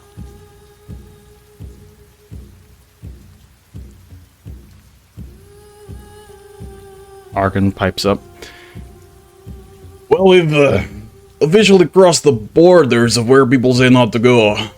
So, keep an eye out, and you see anything, we'll ring the bell twice, as quickly as possible. May look like there's nothing out there, but there's too many stories about this place for there truly to be nothing. And he stares off into the distance, almost in a little bit of disbelief that nothing has come and sought you out. I'll get back to work. And he starts to go around and man the ship some more.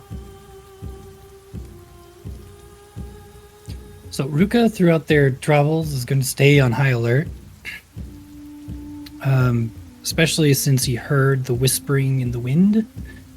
He's not entirely sure if it was just in his head, but he's pretty convinced that there's something. So he's going to keep his ears open for a similar whispering and eyes peeled as they move forward. He's going to stay on deck, keeping vigilance. Okay. Asja is gonna go back up to the front of the bow of the ship. And again, keep her eyes open because something no. This place is too normal in her mind. There's something it's too normal. So she's going to go up and again, keep watch. Okay. Euan will make his way up to the front with Asja, kind of echoing that same idea under his breath to her of, I don't like it, it's too quiet. It's too ordinary. I agree.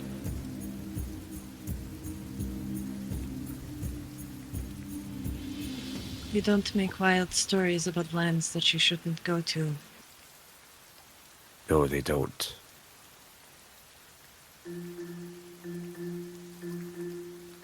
What do you make of it? Anything?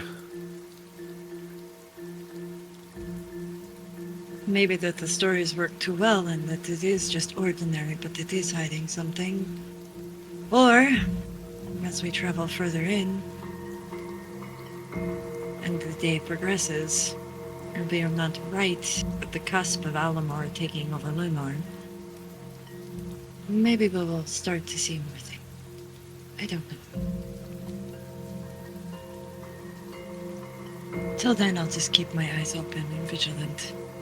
Again, this was our idea. I do feel very responsible for everyone's safety on this ship. As do I. I think I'm going to roam the ship while you keep your eyes up front. Just in case anything strange happens on board. I don't like sitting still in situations like this. It raises my quills.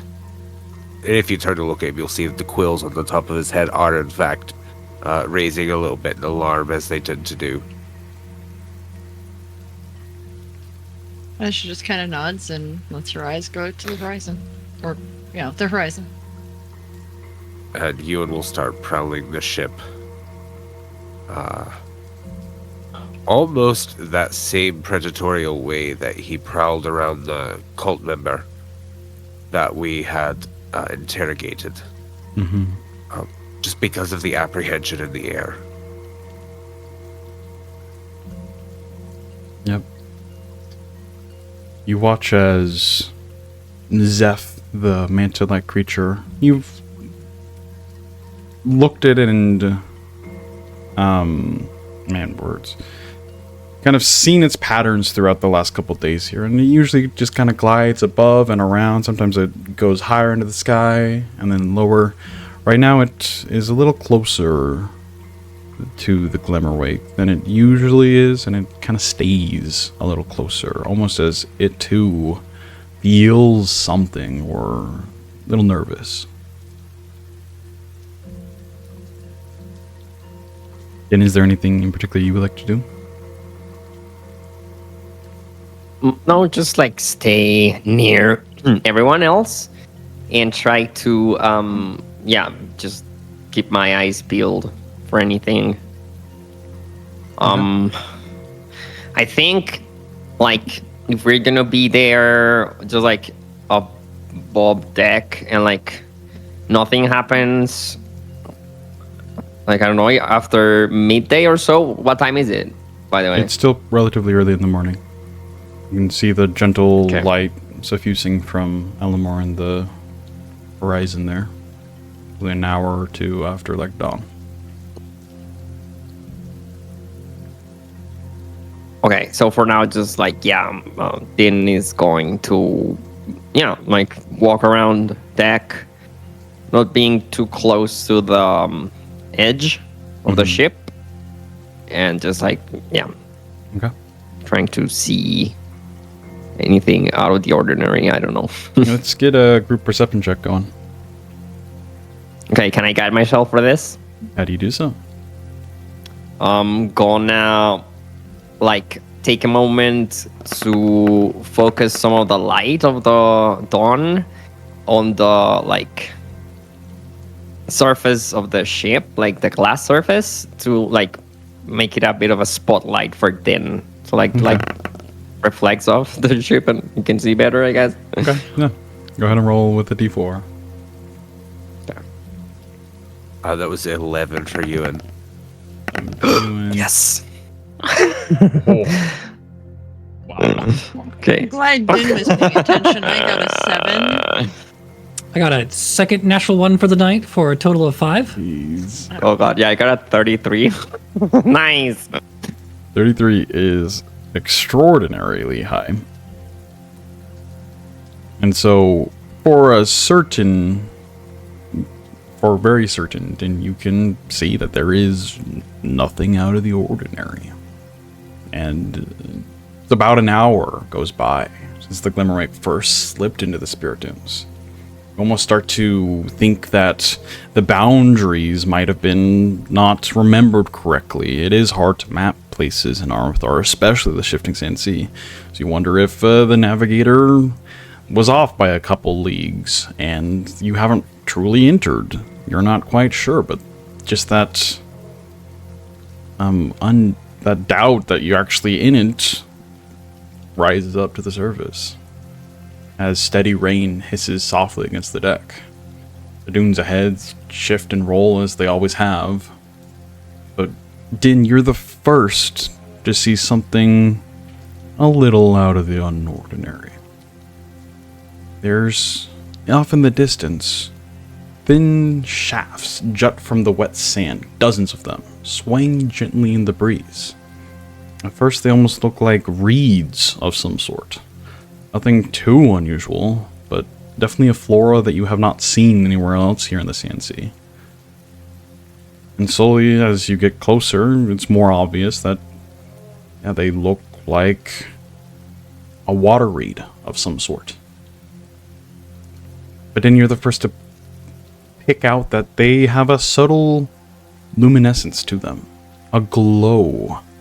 Almost faintly ghostly as it traces their stalks, with pale light shifting with the movement of wind.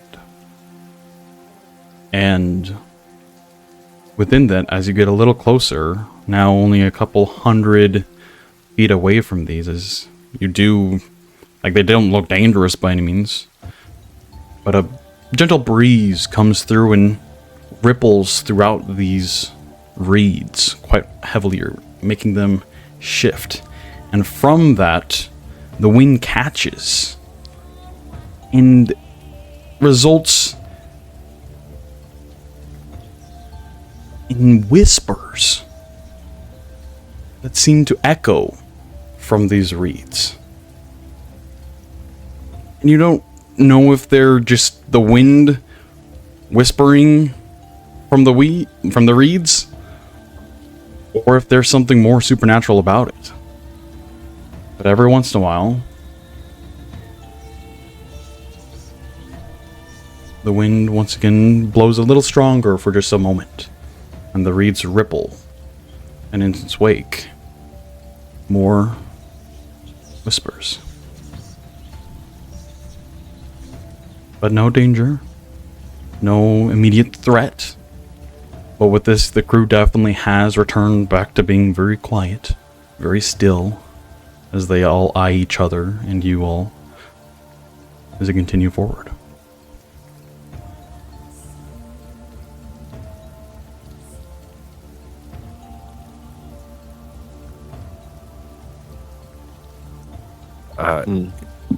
Euan will seek out Argon.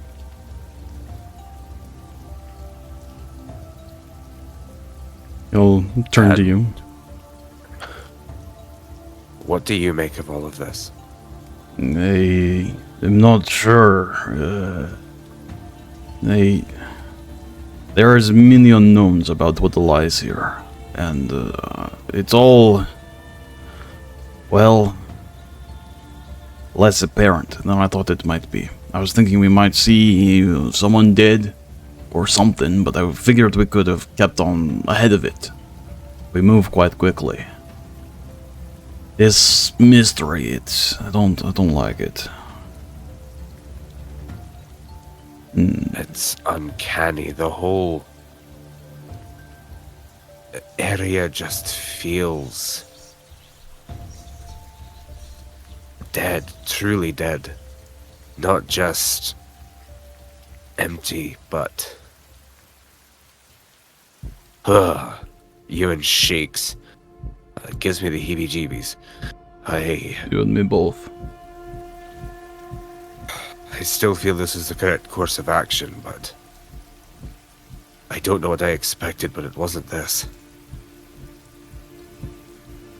Yes. Keep your eyes peeled. I'll do likewise. We've got to get to the center of it all. Maybe more will be apparent as we grow closer to whatever this is.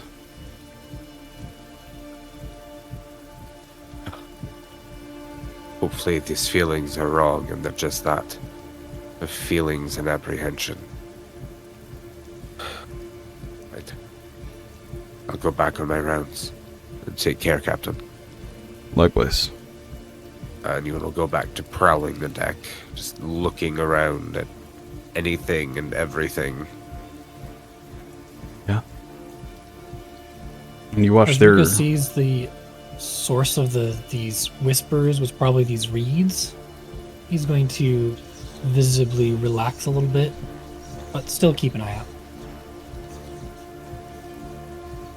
Yeah, the cadence of the crew is definitely even slowed more as they all move with a somber kind of slowish gait. And then every time one of those winds ripples through the reeds again, they all kind of stop for just a moment, looking out across the dunes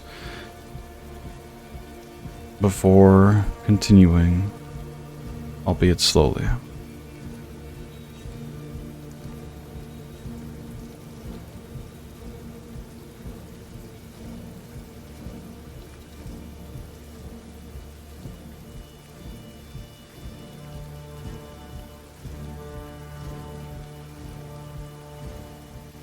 Minutes later, another gust passes, more whispers swell, and some movement catches your eye.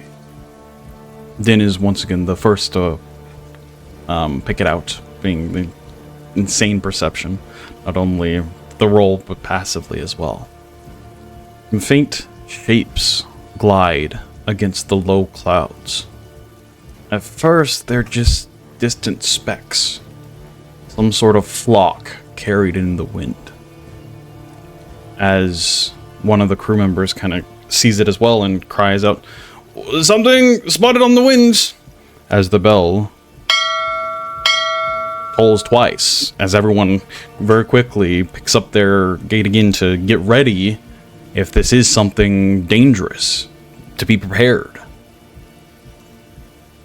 But as the shapes grow clearer, you realize they're not wyverns or other terrors of the sky. They're birds, no larger than stormbirds, hawk-like in shape and flight, And Din, you very well know these birds. This is a flock of Maldorwen, a once common sight in Kertas. But here, their presence bodes more as they get closer and closer to the ship.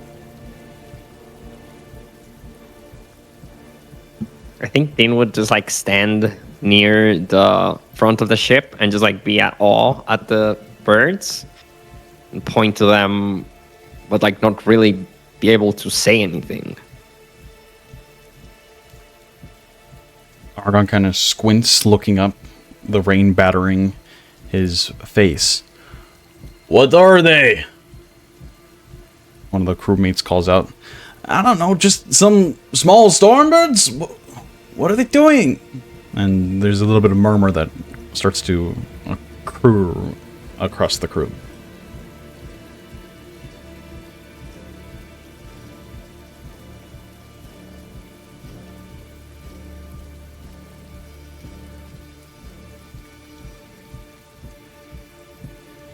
If the rest of you, Mal or Din knows very well what these are. The rest of you can roll nature checks, though, to see if you are aware of what these creatures are as well. And what you know about them.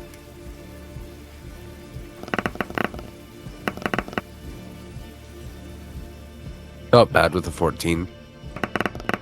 Nothing. I got another 7. 3. Oh no, Rhukkarrak. Rhukkarrak is very distracted. At least it's not a natural one. You know what? I'll take it. That's true. So both Asja and Ruka, you both don't really know much about these creatures. You've heard and seen some of these too. And especially their plumage that resembles quite heavily the plumes that Din wore in the helmet. They are the same thing. And so you know them to be Maldorwen. You don't know a whole lot about them, but that they do definitely have a taste for death. And they are seen as a little more of a bad omen. Kind of like ravens are in our world in some sense. Din, aren't those the Maldorwen? But why here? What are they doing here? Don't they gather in places that have death? They gather in the aftermath of battle, Euan. They are the messengers of the death. They carry our spirit to the skies. Why? What? You said Keratas was a piece of a city, correct? That's what gnomes say, yes. What if the rest of it is here and that's why they're tied to this place?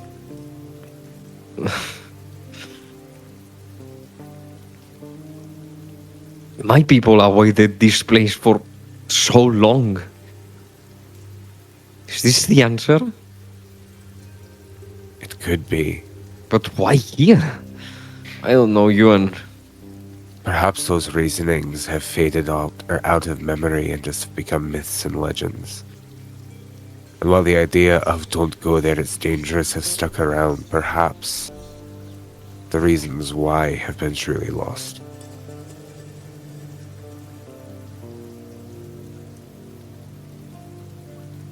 Well, they are Vezorix. So I guess we should be cautious, but they usually don't feast on the living. Keep your eyes out, Maldorwen. I know that you can see what the others can't. By others meaning literally everyone else on the boat.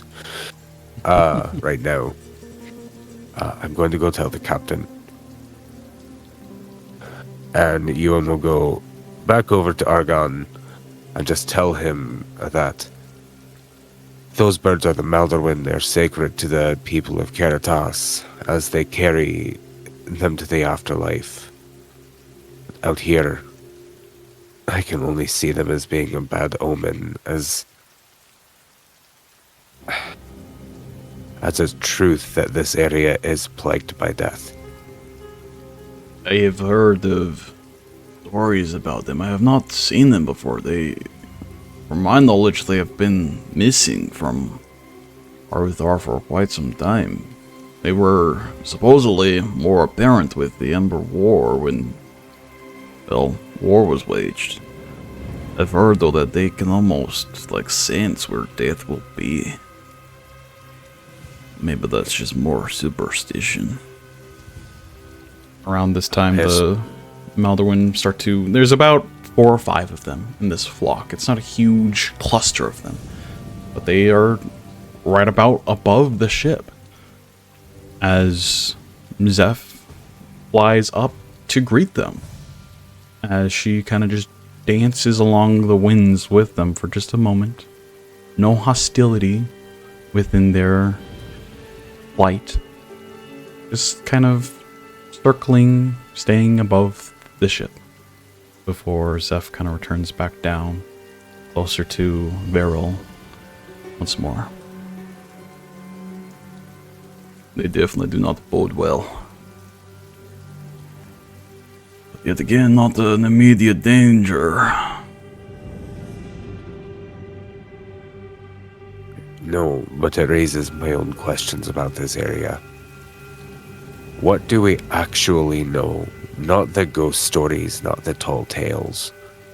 What do we actually know about this place? That it's been here for a long time. That people do not enter it for reasons that are unknown.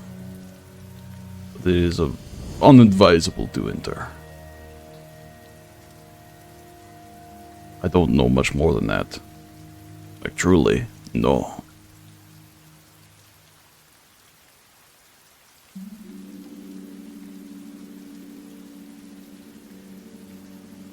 The birds are sacred to the people of Caritas. There is a wonder if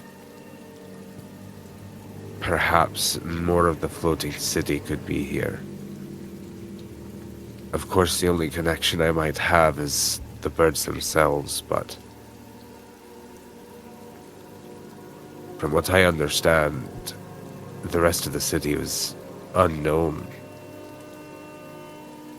Interesting. I forget, did we tell him at all about the other ruins, or perhaps finding some more of these ruins that we have found previously?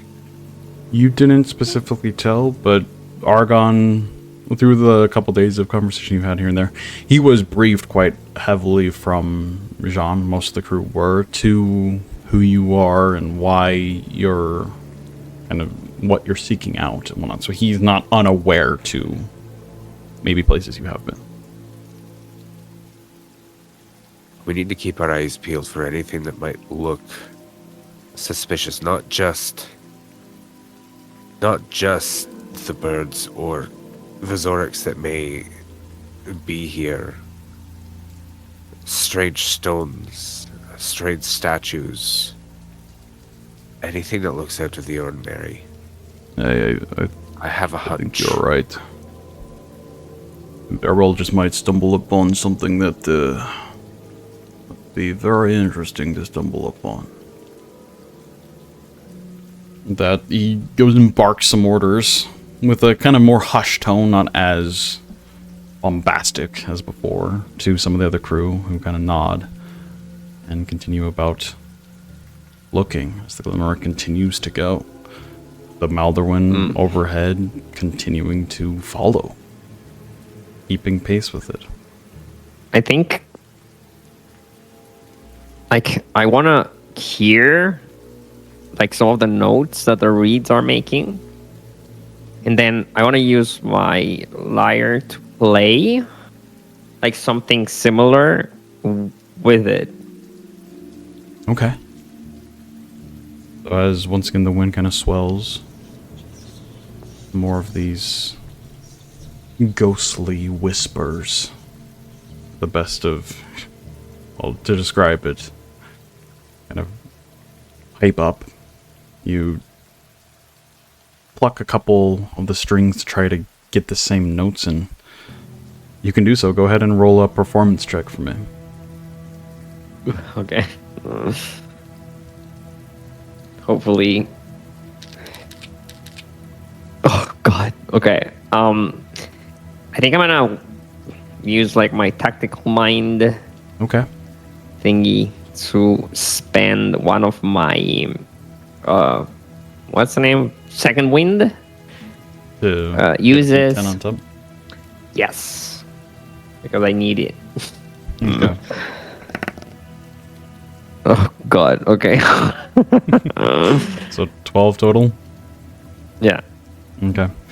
It takes you a little bit. You have to wait for the winds to... It's not super windy, as it's no longer Stormwake. You can imagine this place might be very spooky during the middle of the Stormwake when the winds are really strong.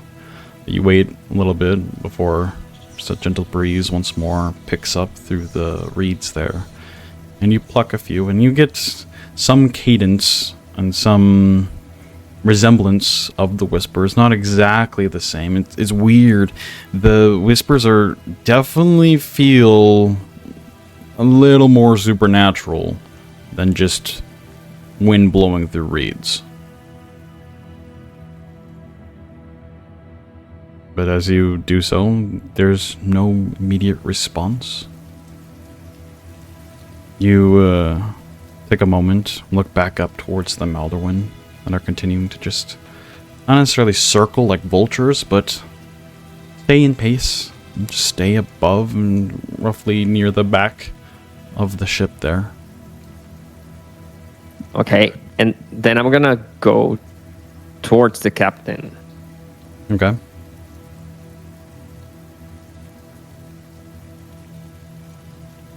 Did you see anything?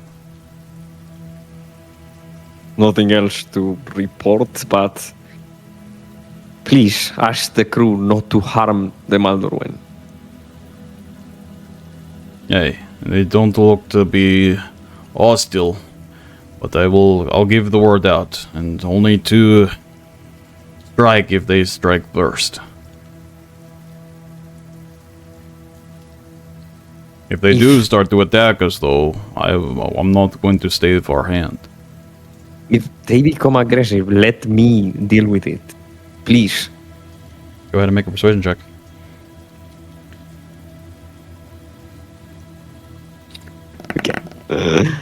Oh, fuck. Okay, I'm gonna use my inspiration. Okay.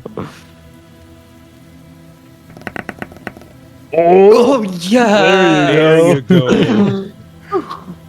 Nat 20, let's go. You can see the Argon there takes a deep inhale and then an exhale, a little bit more of that, a plume of smoke coming out from his nostrils as well. Very well. I'll give the order not to attack at all, but we'll let you do what you will first. I will not still stand by though and watch my crew die if whatever you do does not work. I know. I'm just asking for you to let me go first. Let me try to handle things first. And if, yes, something happens to your crew, then it's your call. Know that I'm not gonna be pleased either way if you decide to attack them. I hope it does not come to that. Hopefully they will continue to just observe.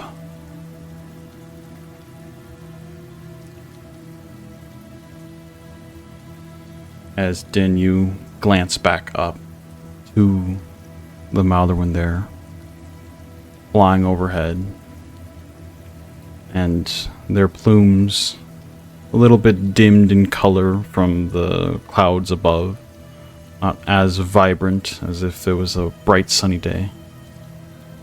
But it does remind you of how you more or less embodied this creature for a large portion of your life. You even claimed their name as your own. And you look down towards a puddle that is formed, kind of shifting in a little bit of sway of the boat here.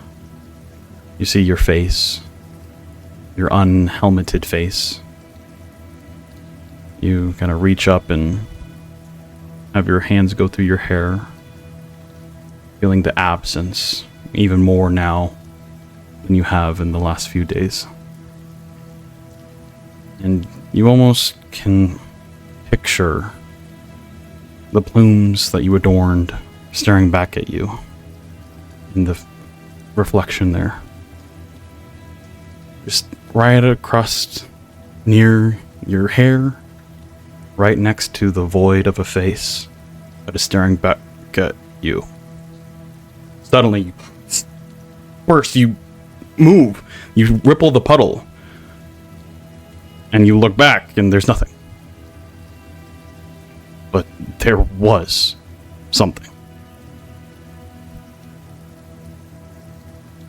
Chill goes down your spine.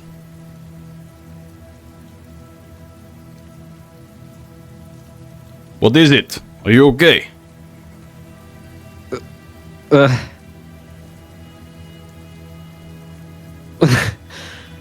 I guess. You're not playing a prank on me, right? There is no pranks here that I know Going of. after me. What was that? Did you see it? I do not know. What did you see?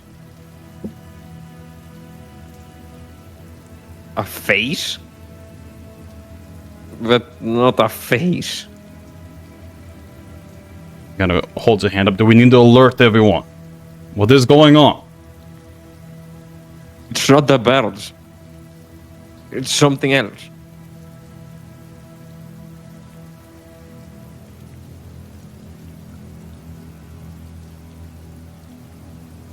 Everybody keep your eyes open. I don't like it. As he starts to pace slowly. Asja, Euan. Please.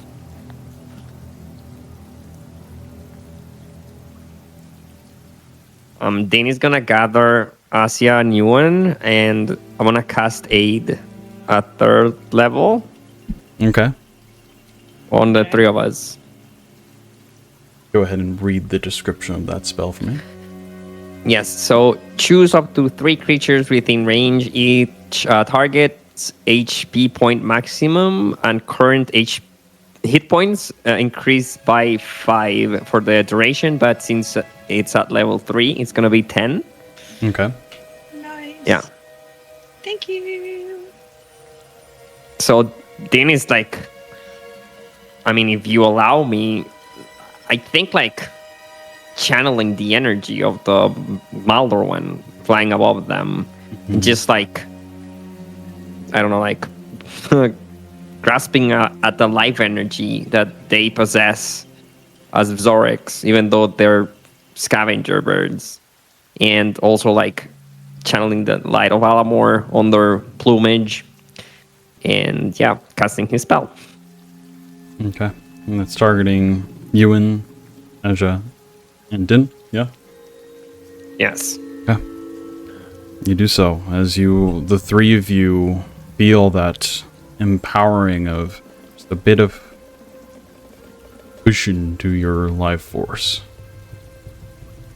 As you're kind of Yes, huddled it there. lasts for 8 hours. Sorry. Oh, dang. As you're huddled there for a moment, Din, you once again just instinctively look back down towards a small reflective surface on the deck here. And for a brief moment, you see movement. And you quickly look behind you. Nothing. Ruka seeing Din being all unsettled and gathering up Euan and Asja, he's gonna go ahead and gather his shadow armor and She's just gonna continuously be casting Blade Ward. Okay.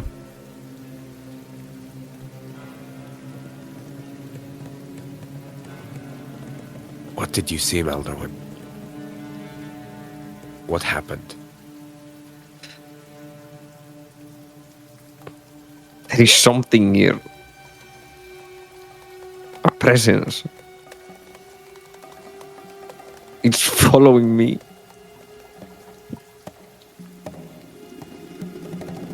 Following you where? Everywhere. Nothing here. You hear a cry. Ah! What was that? It's in the reflection. As one of the crew just kind of stumbles back forth, as some people call out in panic.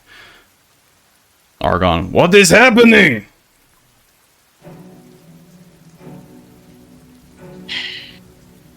Ruka will instinctively look down into a puddle. Nothing. Asja will call up to Argon. Don't you remember your story? What about it? Well, he just called out about reflections. Wasn't there a part not look at your reflection while we're in here? Or speak a name? And one of the crew pipes up.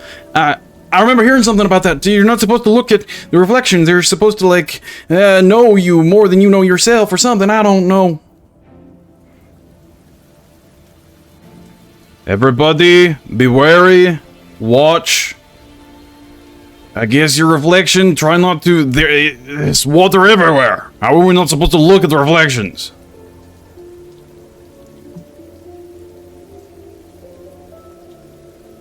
Keep your eyes ahead.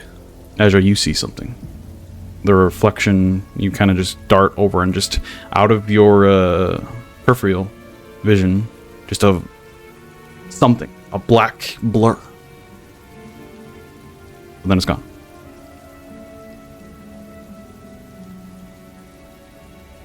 She's gonna take in a deep breath. Let it out. There's definitely something here. And she'll give Din this knowing look. It's not just you. It's all of us.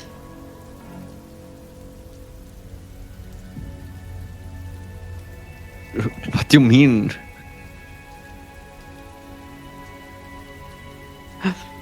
The movements in the reflections. Just in the corners of my eye.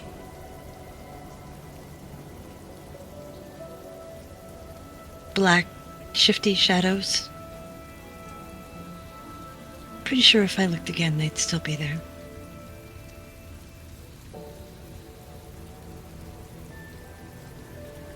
You look down with hesitation.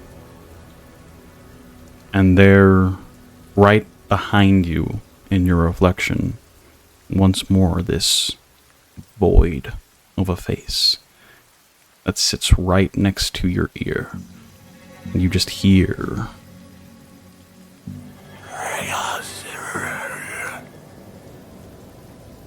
before it flickers and vanishes.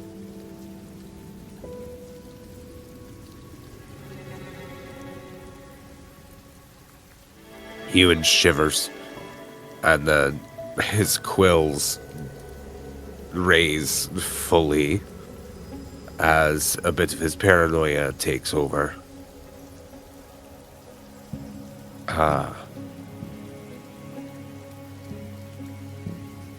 And he rips his eyes away from the reflection. Keep your eyes ahead. Try to avoid the reflections if you can. He's kind of calling out to the whole ship. Cover a reflective surface if you feel you can't look away from it. Use your cloaks, anything you have. And the crew kind of starts to bustle into some motion. Starts to, most of them kind of avert their gaze skyward or at least on an angle to not look at the deck, which is quite reflective. It's not like a mirror, but it definitely, especially with the rain here, causing it to be somewhat slick, the ember glass nature, it definitely is reflective. So, Ruka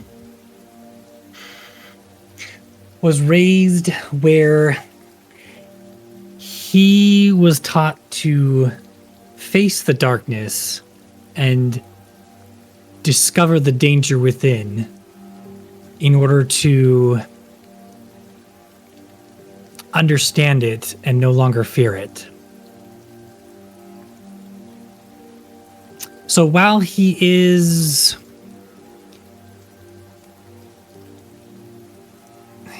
He kind of wants to follow the advice, but he is also very curious.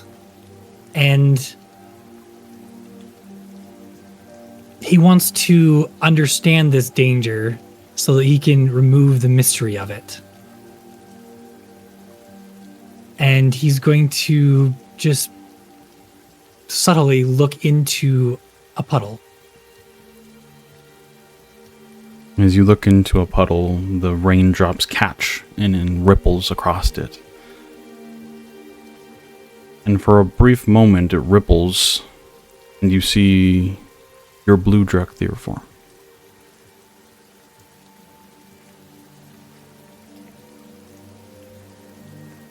And then it calms, and you see your orcish form that you are currently.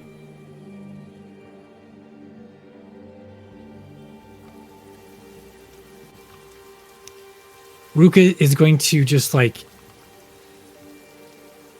look back at the others. What did you see in these reflections?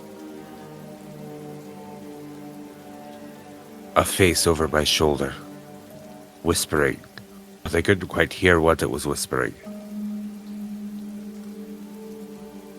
Shadowed and as- figures moving just in the periphery of my vision. And then you also saw this?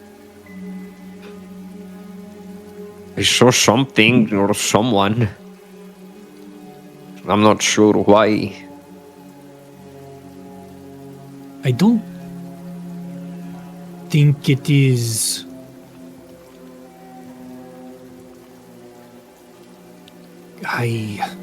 I saw myself, but my true self.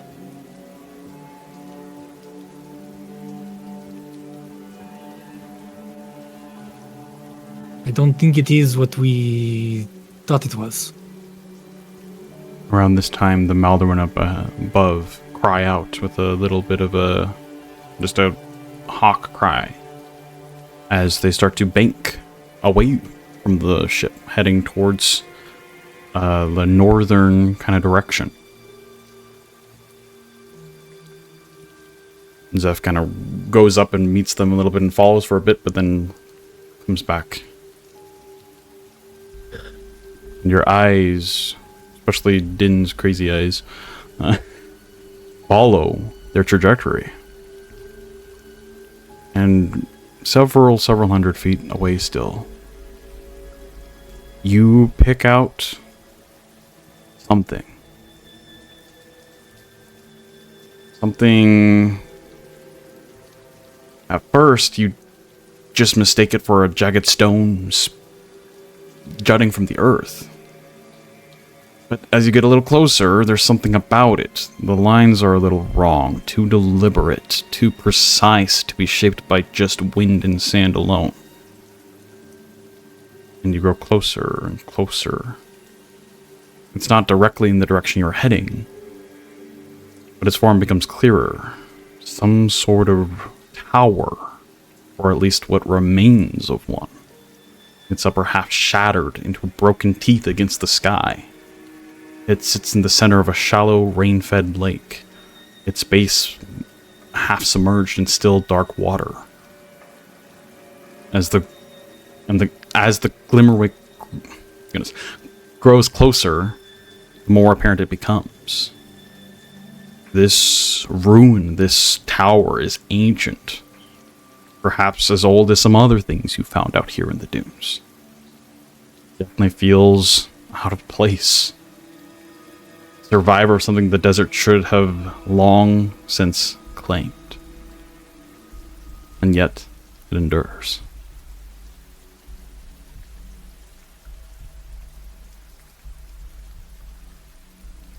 I think we should follow them. Do we have the time? Does anyone have any protections against manipulation of the mind?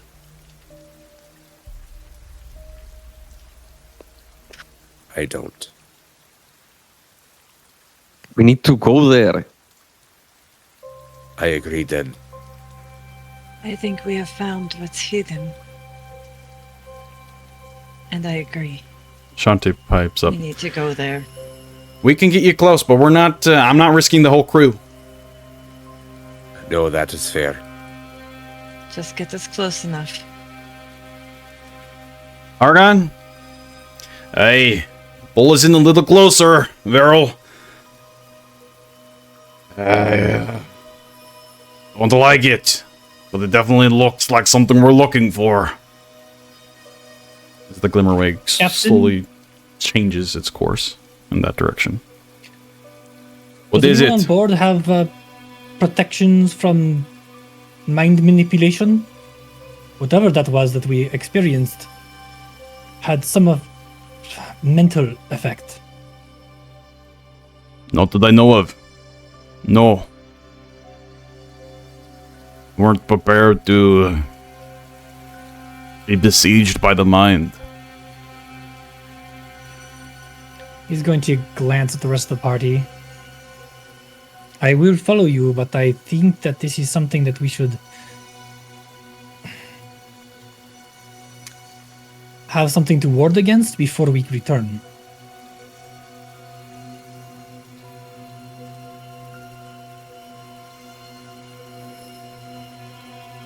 I can understand your caution, but also,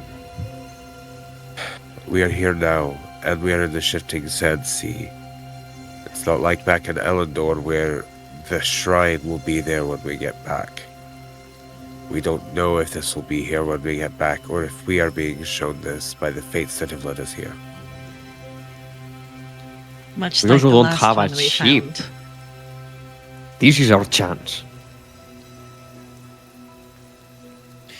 All right then. Let Your us be caution wary. is Prepare duly yourself. noted, and I agree, Rhukkarrak. But I don't think we are afforded that courtesy right now.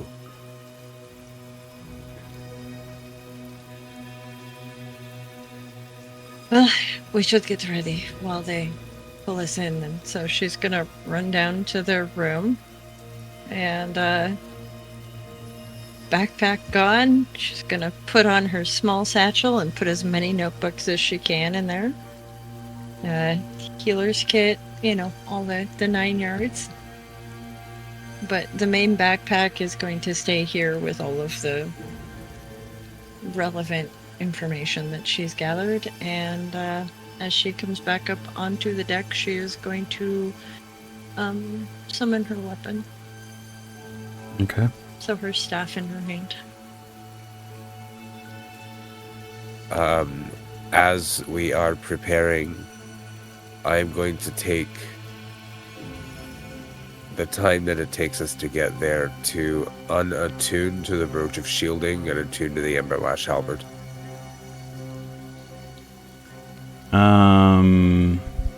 You would have to delay. You're gonna be there in like it's on. Like you're getting there quite quickly. That would take a full. All right, I misunderstood. I thought we were a little further out. No. All right, that's fine. I won't change the attunements then. Okay.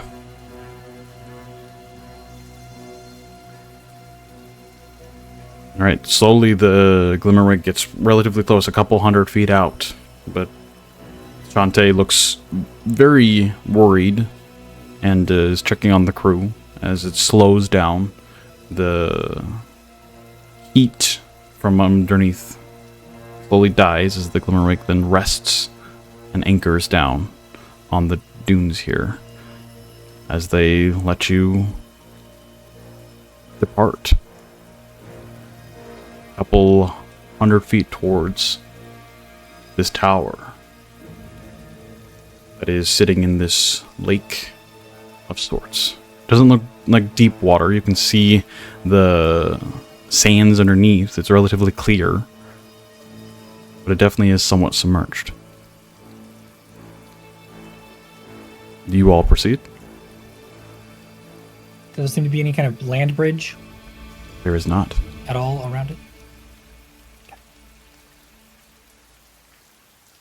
It looks like the tower itself comes down like in the middle of a valley, more or less, in the dunes here. And that valley is filled with a decent amount of water.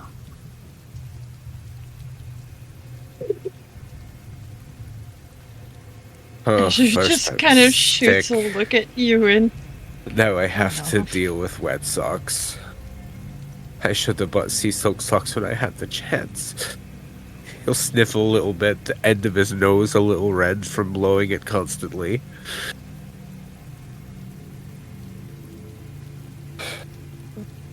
But I think we're on the right track. Asja will slip off her sandals and kind of shove them into her satchel somehow. And she will proceed at least through the water barefoot, so that her sandals don't get wet. Yeah, Euan is going to do the same, even though we don't know how deep the water is. And it could very well saturate his belt pouch and still make his socks wet.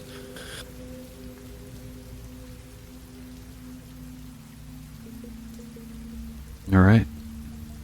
You all prepare a little bit before stepping forward, letting your feet enter the water there. And you continue on. It doesn't get very deep.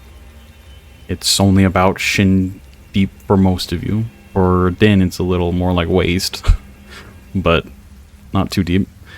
This is considered difficult terrain, however, as it does take some, like walking through even that deep of water is still difficult. And you can imagine running through it would be also quite difficult. Something odd catches your attention. The rippling surface of the water here, each splash of rain sends more ripples throughout it, distorting the reflections. But even with that distortion, you can see the reflection of this tower is perfect. The tower looks like it's brand new. Like it was built yesterday in its reflection. And you look up and see it's very much ruined. The reflection of it shows something far different.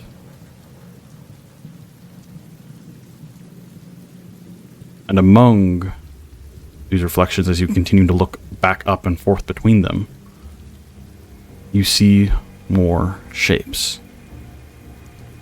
These faces,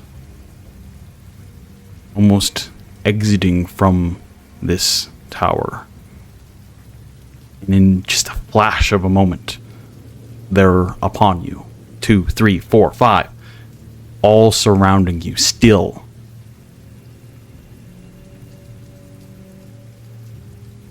But then you hear, all of you, as they start to reach out. And you can only see them in the reflections. You cannot see anything else here.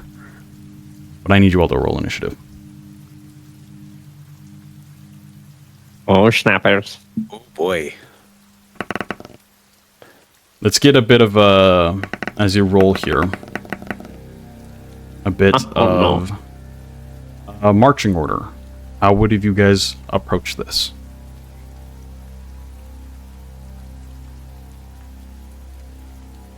I think like since like this is difficult terrain and everything, like Din would be towards the back of the group. Okay. Natural Oh 20 wow, for 19. nice. Ooh. Very nice. Euan, where do you think you would 17 be? for Asja. In the front, in the middle, back? 17 for Ewan Asja. is probably I'll ask for taking the initiatives in a second front. here. Yep. Let's say Asja behind you and then Rhukkarrak behind Asja, roughly. Yeah, sure. Okay.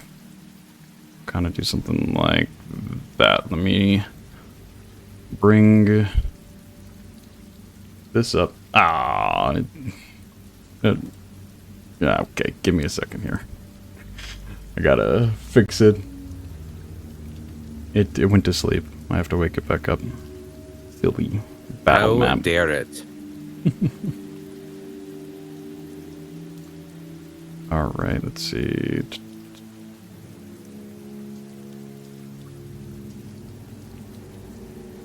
The heck?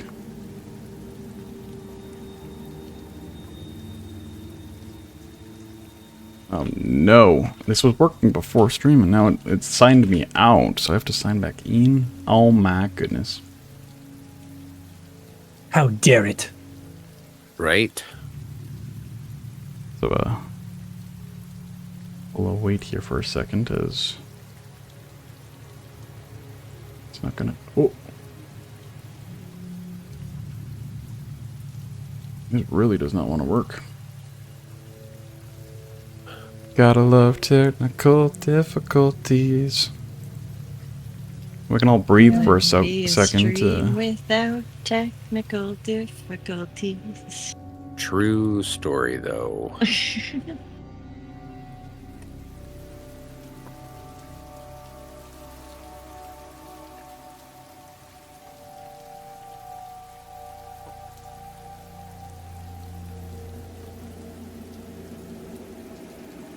There we go. I think I'm getting there. I'll take a break from the spoopies. But I don't want to.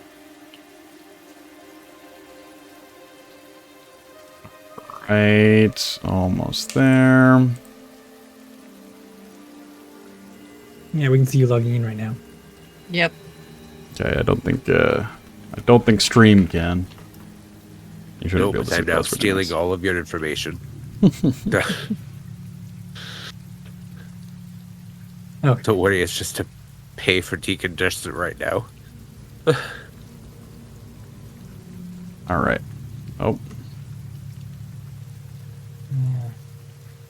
There we go. Alrighty. There we go.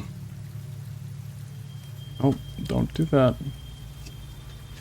All right. So we have y'all right here. You can faintly see the outlines of these creatures, but even then, the ripples of the rain that is reflecting the surface is quite warbled, and it's really hard to tell exactly where these creatures are. So that'll be fun to deal with. All right, let's get initiatives here. Asja, what was your initiative? 17. 17, okay. Maldorwen? Dean was Or Din? 4. Been dealing with Maldorwen. And then Euan? 19. Natural 20 for a 19. Oh yeah, that's right, that's right. And roll for these beasties. 13 for them. And then Rhukkarrak. It's been a while. I think it was a 9. Here's a 9, we'll go with it. I'm pretty sure it was low, and my initiative was +5, so pretty sure it was a 9. Alrighty. So as they quickly start to head towards your direction, definitely the screeching kind of voices piercing through your ears and kind of causing you all to wince, and that chill going down your spine once more. We begin the combat. Euan, it is your turn first. You can I think roughly see, like, they're kind of all over the place. But you can't quite pinpoint the exact location of any of them, because you have to use the reflection to actually see them at all. I think initially that protective instinct is going to pop up as Euan goes into a rage. Okay. So let me click my buttons to make all of my rage stuff happen.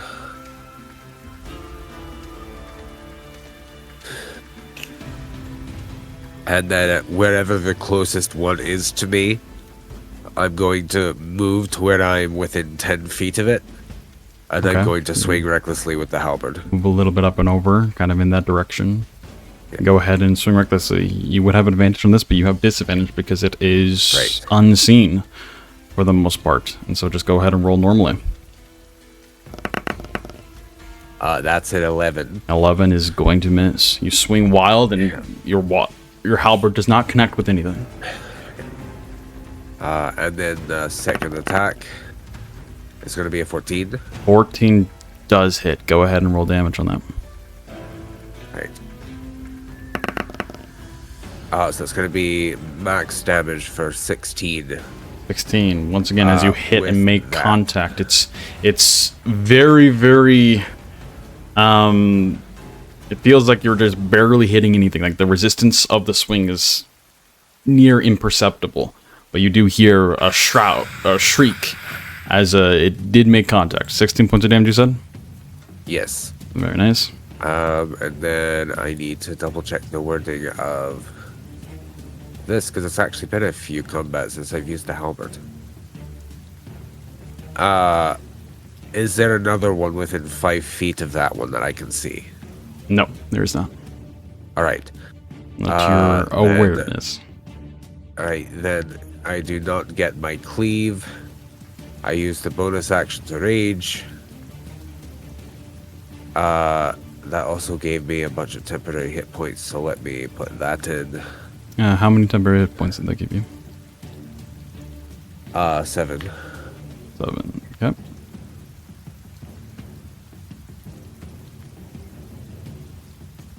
All right. Asja, it is your turn. Okay.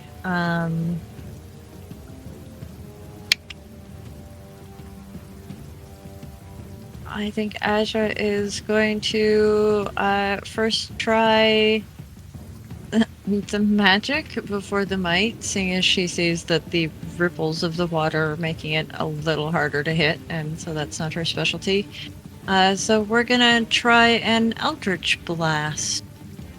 One Okay. of them. And You she see has multiple up here near Euan, and you do see some over here that are coming in quite quickly as well. Where would you like to try to aim? She will aim for. She was going to aim for one, but seeing as there's multiple coming in, she'll do one Eldritch Blast for 2 of them coming in. Can you guys see my Because you cursor? can split. No. Let me see. Can you see that? Oh, you No. can't see that. And if you've got tokens on the board for where yeah, they are, we can't see those. the tokens either, are supposed to so. be invisible. Yes. Okay, yeah. But no, we can't see your But- cursor either. That is not good because now I can't point you in the direction of them at all. Weird. North, northeast, east. They're Assuming- northeast, yeah, kind of in the northern direction of you. Some to the east, some to the west. Okay, None well, to the she's south gonna that you attack- notice. What if I do Okay, this? she's going to attack 2 different ones see coming that. in from the northeast, I guess. Yeah. And so one blast each, so I'll roll each one. Okay. Go ahead and roll at disadvantage. Ooh. Oh, don't worry, that was a let me That one. let me just see if I get even lower. There we go. No, okay, that would have been a good one. Okay, Just a and roll this one more one time is- because that one hits. So roll one more to see if is the. Oh no! You watch them coming in, and as you send off these 2 Eldritch Blasts, and it arcs just past nothing.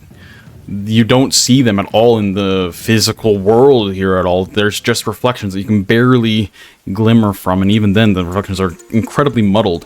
And so you're basically just firing into nothing, and you don't hear any extra screeches, and you don't feel like you made contact with anything. Okay, well, I guess her move is to be braced for impact, and that's her turn. Okay. Next up is these creatures.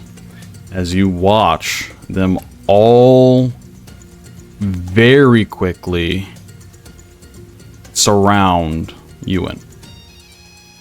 Like they are completely encompassing him pretty much. You can't quite tell the exact number of them, but there are 5, 6 maybe. It's hard to tell the exact number. But Euan, you feel and you see in the reflections these like shadowed arms just reach out and strike you, and you don't see anything, but you feel the bitter cold that claws at your skin as they all attack you. We're gonna do a bunch of rolls here.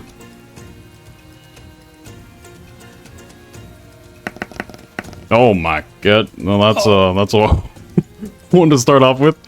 All right, so the first one's a natural 20,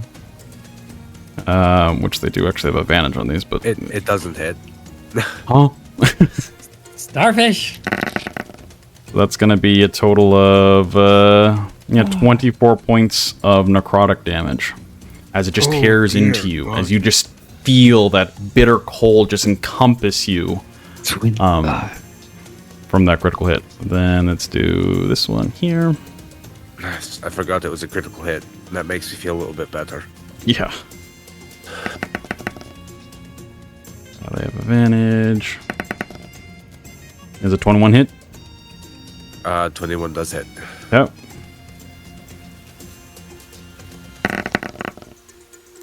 10 more points of necrotic damage. So, let's see.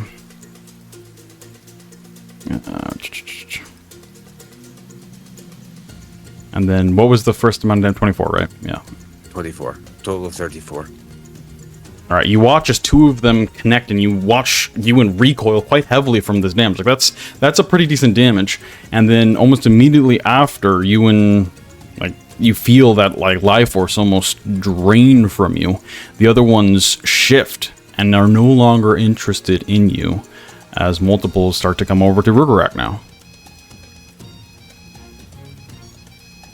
That was 2 of them. This one's going to attack now.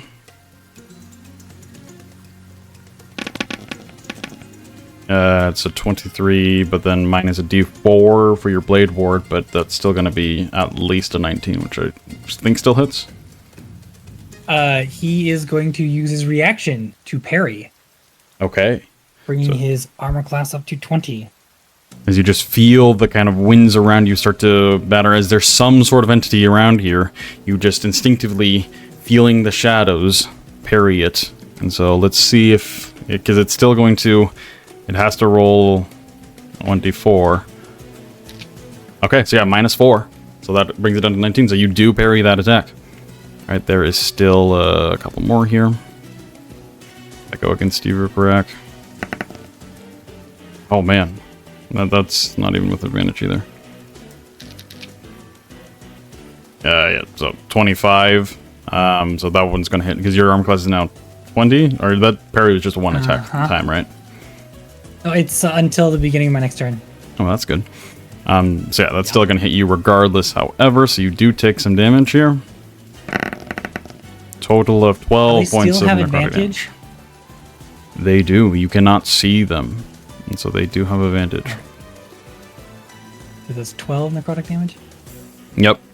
As one of them rakes across Rhukkarrak there, you watch as Rhukkarrak parry something, as another kind of screech happens, as it's not happy about you doing that, but then you're blinded from one that's behind you now, that reaches out and scratches at your back, and you just feel that numbing kind of instant, super cold sensation that feels almost hot. It's so cold that it just saps the life away from you.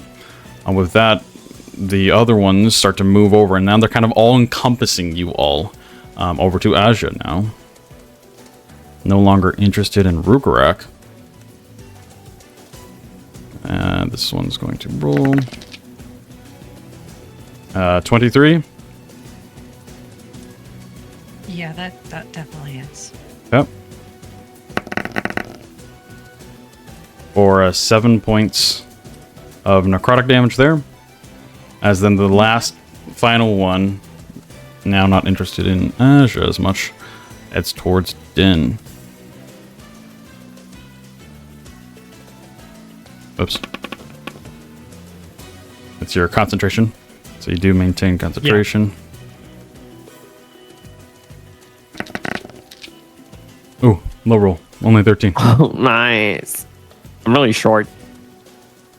All right, with that, that is their turn as they're all kind of swarming around. You can see just in the reflections, just a bunch of like shadows just kind of encompassing your party here. But it's really hard to pick out like exact shapes. You just know that they are around you. Rhukkarrak, it is your turn.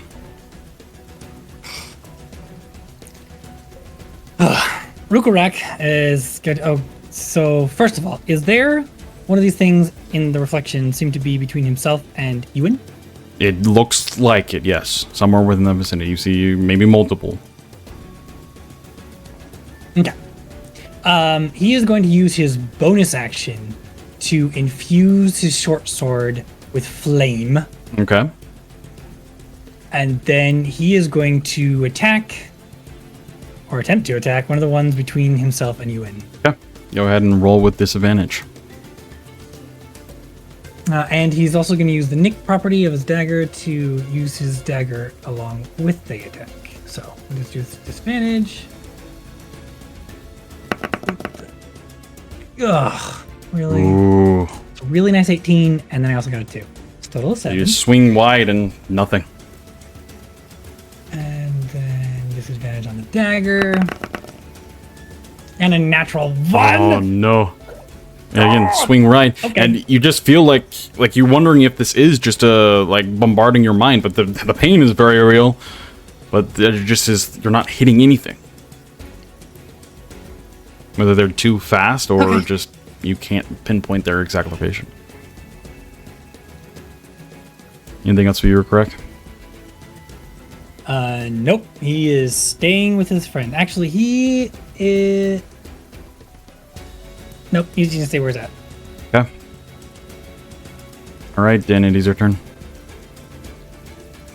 All right. So, a question first. Like, how does the illusion look in the pond? Like, we can see the things in the reflection, right? In the pond. Yes, they Like at our feet. I mean, yes, they're very.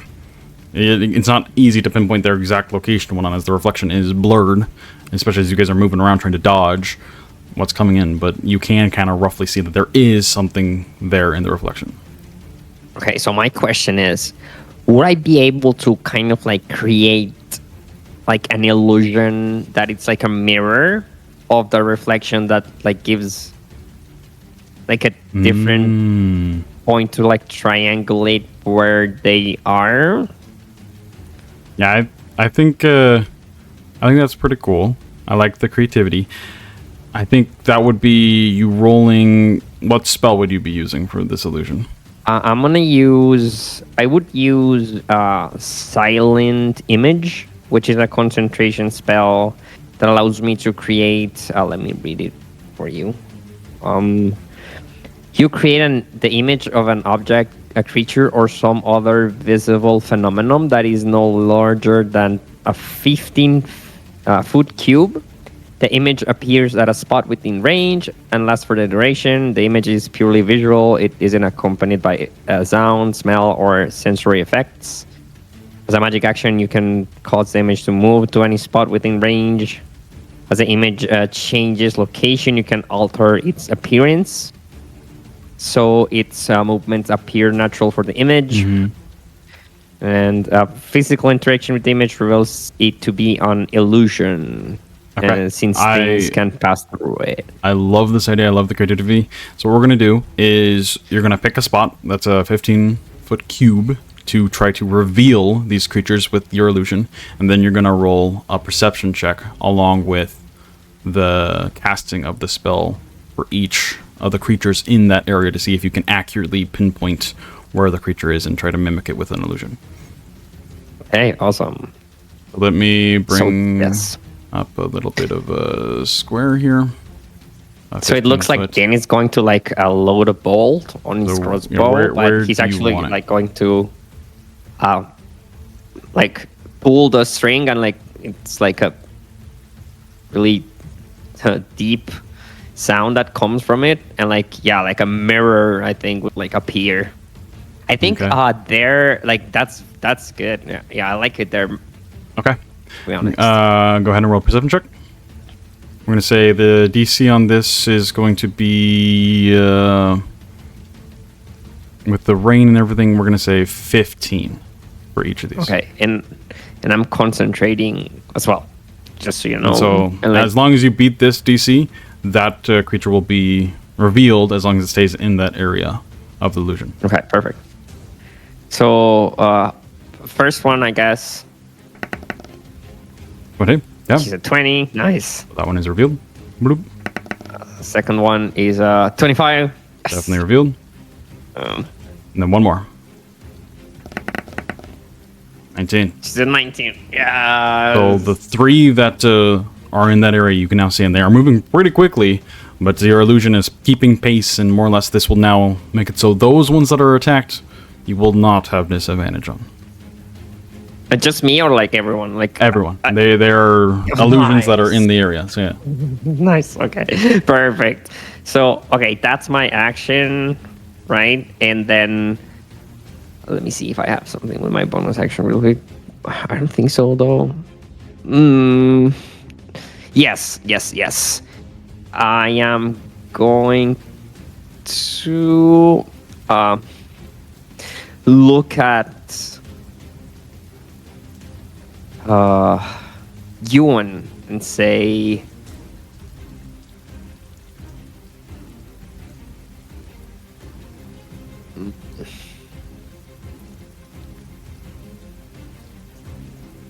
like, oh god, like, okay, time to show that you've been really working your ass off, Yuan.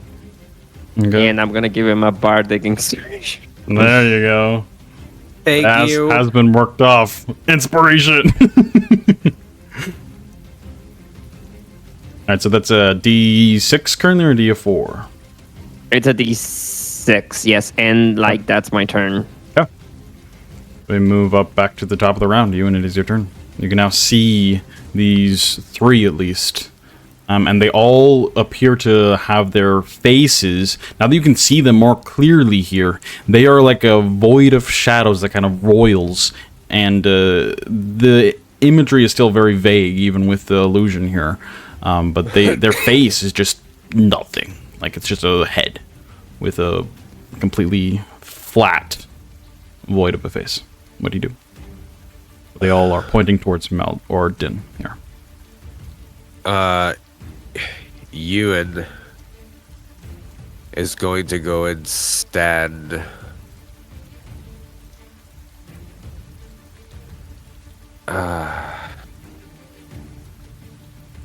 in the middle of all three of them. Yeah. You do get actually no, they don't up there. Yep. And then which one of these is the one that I hit previously, or do I not know? You do not know. All right. So I will go ahead and take my initial swing at the one in between myself and Den. Yep. And so you are flanking, so you do get a +2 to the roll. Yep. Go ahead And and then rolling roll reckless it. attacks. Okay. So here you do have advantage because you can see it. Or at least the illusion that is clung to it. That is 27 to hit. 27 definitely hits. Yep. And I'm gonna go ahead and roll the second attack on it as well. It's going to be a 17 to hit. Up to 19 with the flanking, so yep, that's also hits. Right.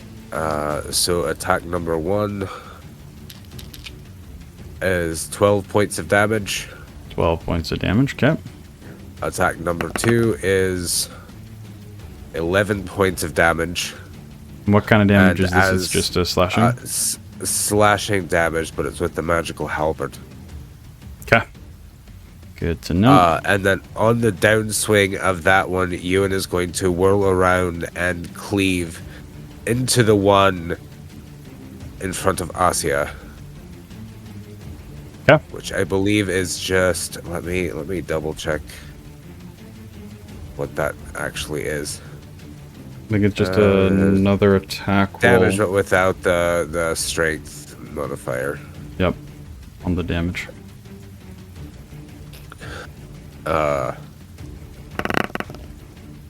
So that's going to be another Definitely 17 hits. hit on that one. Yep. And I'm going to roll just a normal damage, but it's just going to be the 1 damage that it takes from that. Doesn't get the strength bonus. Okay.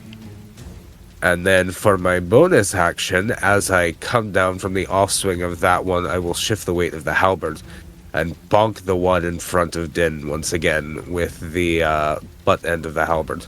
Okay.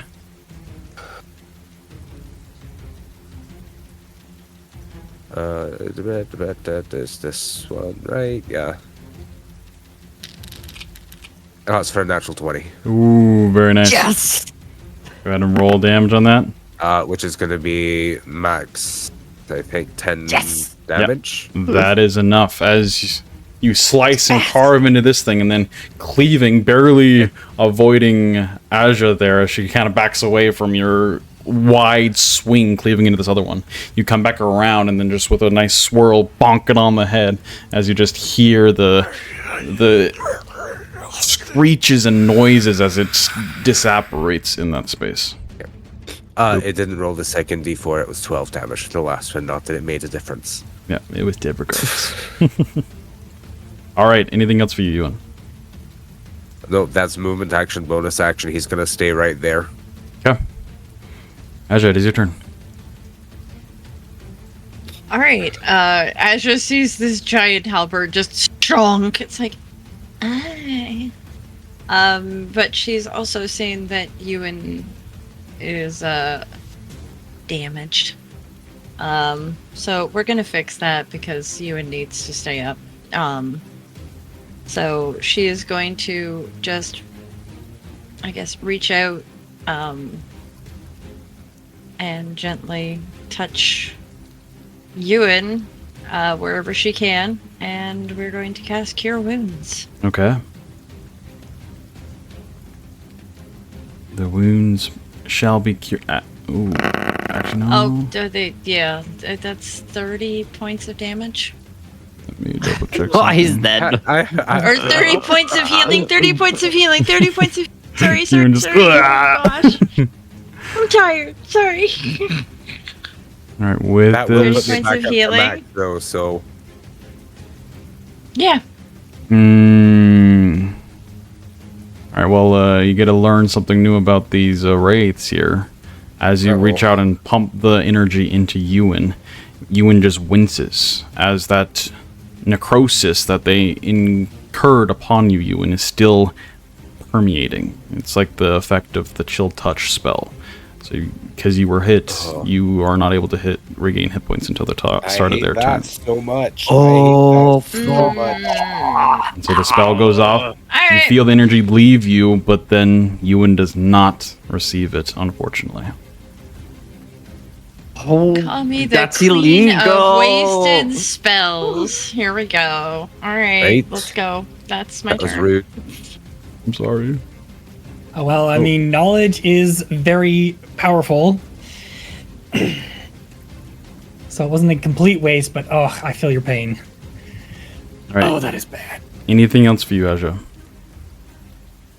No, that was my turn. It's Okay. okay.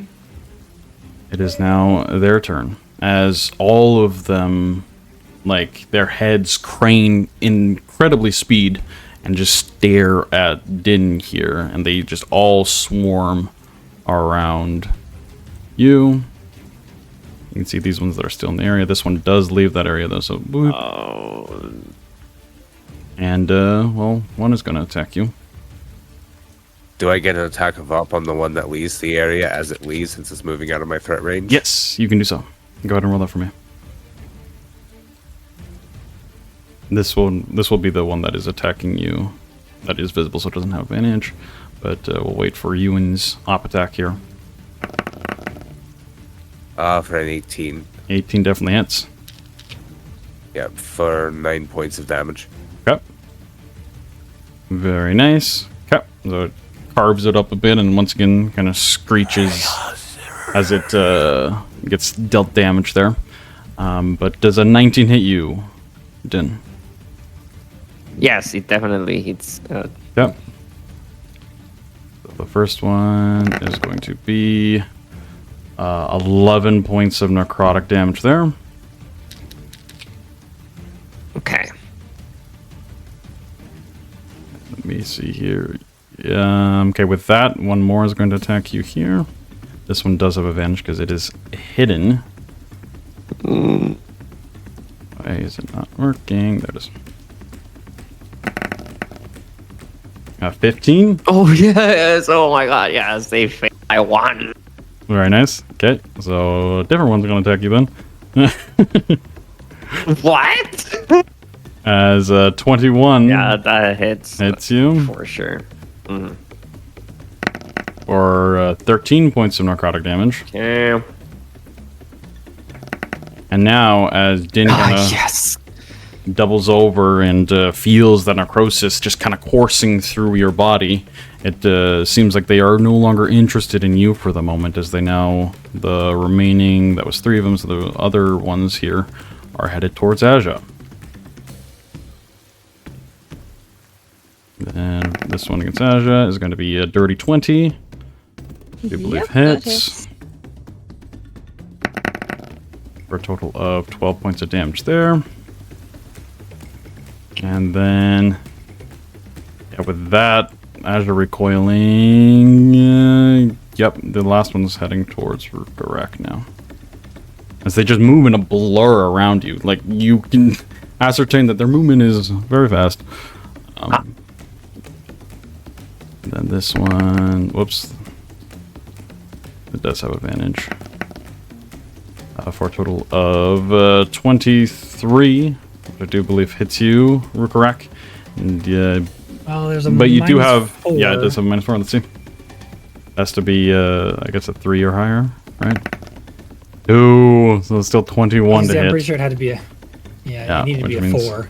It does still hit. Because wait, your AC, oh, yeah, it means it beats it. So yeah, I would need it a 4. Yeah. All right, so you do get damaged here. Total of 15 points of necrotic damage. As you kind of double back, as it just rakes across like your neck area, as you just, your breath just goes, like you lose your breath for just a moment. With that, you kind of double back over and you feel the blade ward drop. All right, we then move on to Rhukkarrak. It is now your turn. Okay. So this time he's going to use his bonus action to take one of his shiny new daggers and activate it as he flips it into the air. Okay. Recasting Blade Ward. Very using nice. 1 charge on it. And then he's going to attack again, but this time the shadow between us all. Shadow within us all. No.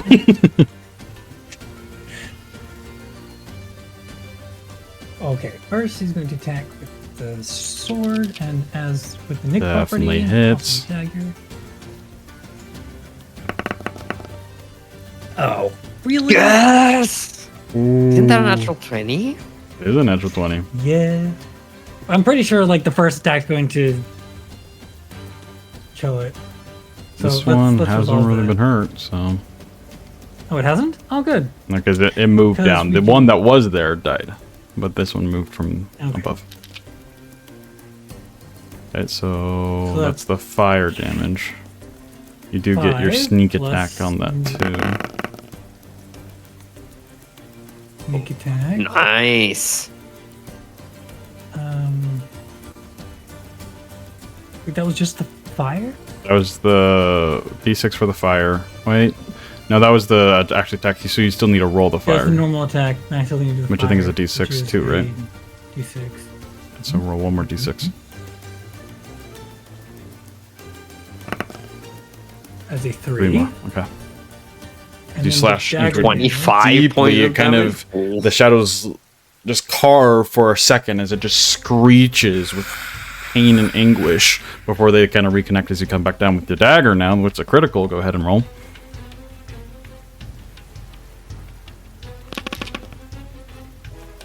Nine Oh, points from nice. that. Not quite enough, but it is very much hurt as it continues to screech out. All right. Anything else for you, Rhukkarrak? Nope. That's his action, bonus action, and he does not want to move. So Okay. We move on to Din. So now, Din, with how I'm going to rule this image, you can now... Does the spell say as a bonus action you can move it? Or it's a magic action, right? Yes, it's a magic action. Okay, so you can move it to try to get more things, and we'll have you roll for each one again, where you move it to. But that will be an action to do so. Yes, I'm gonna definitely do that as like Okay. my magic action. You definitely feel a lot of them are like right around you. Where would you like to Right. move it? I want to move it. I guess. Yeah. No. Like this. You can just have it centered on you. Yeah, let's do that. Okay. So though we'll say the one that failed already, or that you succeeded on, I'm gonna keep there because it's still within that range. Or you're gonna roll 3 more times here. Oh, meets it, beats it. That one's visible. Yes. 24, Okay, visible. 24. And then 26. Yes. Expert perception. Yes. be able to use your high perception to be able to indicate where these. Yeah, it's super cool, Ugh. super creative use of the spell. I love it. Super awesome. And then like I want to action surge Okay. because I really want to keep this spell going. And with my action surge, what I'm gonna do is take the dodge action. Okay. So you Yeah. kind of get low and try to maneuver around through the water, even though you're almost waist high within the water here. All right. Anything else for you, Din? No, that's it. Alrighty. Euan, it is back up to you. Oh wait, sorry. Last little thing. I want to roll my last use of second wind Okay. to regain some hit points really quick. Oh yes. You 13 do hit not points. regain any hit points. Oh, okay. Oh, sorry. Oh my god. Yes. Now Okay. the question is, does that work for temporary hit points? We'll see. What effect are you trying to do with your temp HP? Oh, at the beginning of Ewan's turn, I can give temp HP to somebody within 10 feet of me. Yep. Who would you like to target? Din. Okay. So go ahead and roll. So it'd be 8 temp HP. Nice. Okay. You do get that HP. As it is temporary, it's not regaining HP, as the rules state. Alright. Right. And then Ewan is going to move to the square directly behind Asja. Okay. Right behind, meaning what direction? North, east, south? Move 1 block to the east. Right there. Okay. You can do so? No. 1 block to the east from where Ewan is. Oh, okay. Right there. So directly behind Asja. Alright, yes, I understand. And he is going to recklessly swing at that one. Okay. The one right here. Correct. Okay. Go ahead and do so. That's a 22 to hit. Definitely hits.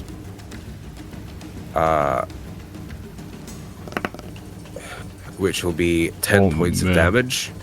It is at 1 HP. And then he will rear back and he will blast a line of flame between the going two down, that right. are there and thread the needle between Rhukkarrak and Din. Kind of like that. Yeah. I'm trying not to hit them. Okay. You can do so.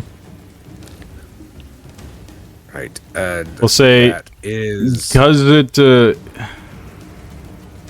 Go ahead and read the line description because it is. If it's 5 feet wide line, or is it just a line? I think it is a 5 foot wide line. Okay, so more than likely they'll not get hit by it, but I'm gonna have them each roll the save, and on a natural one they will still get hit by it. All right. Let me remember what the save is. It's a DC 14 dex save. Okay.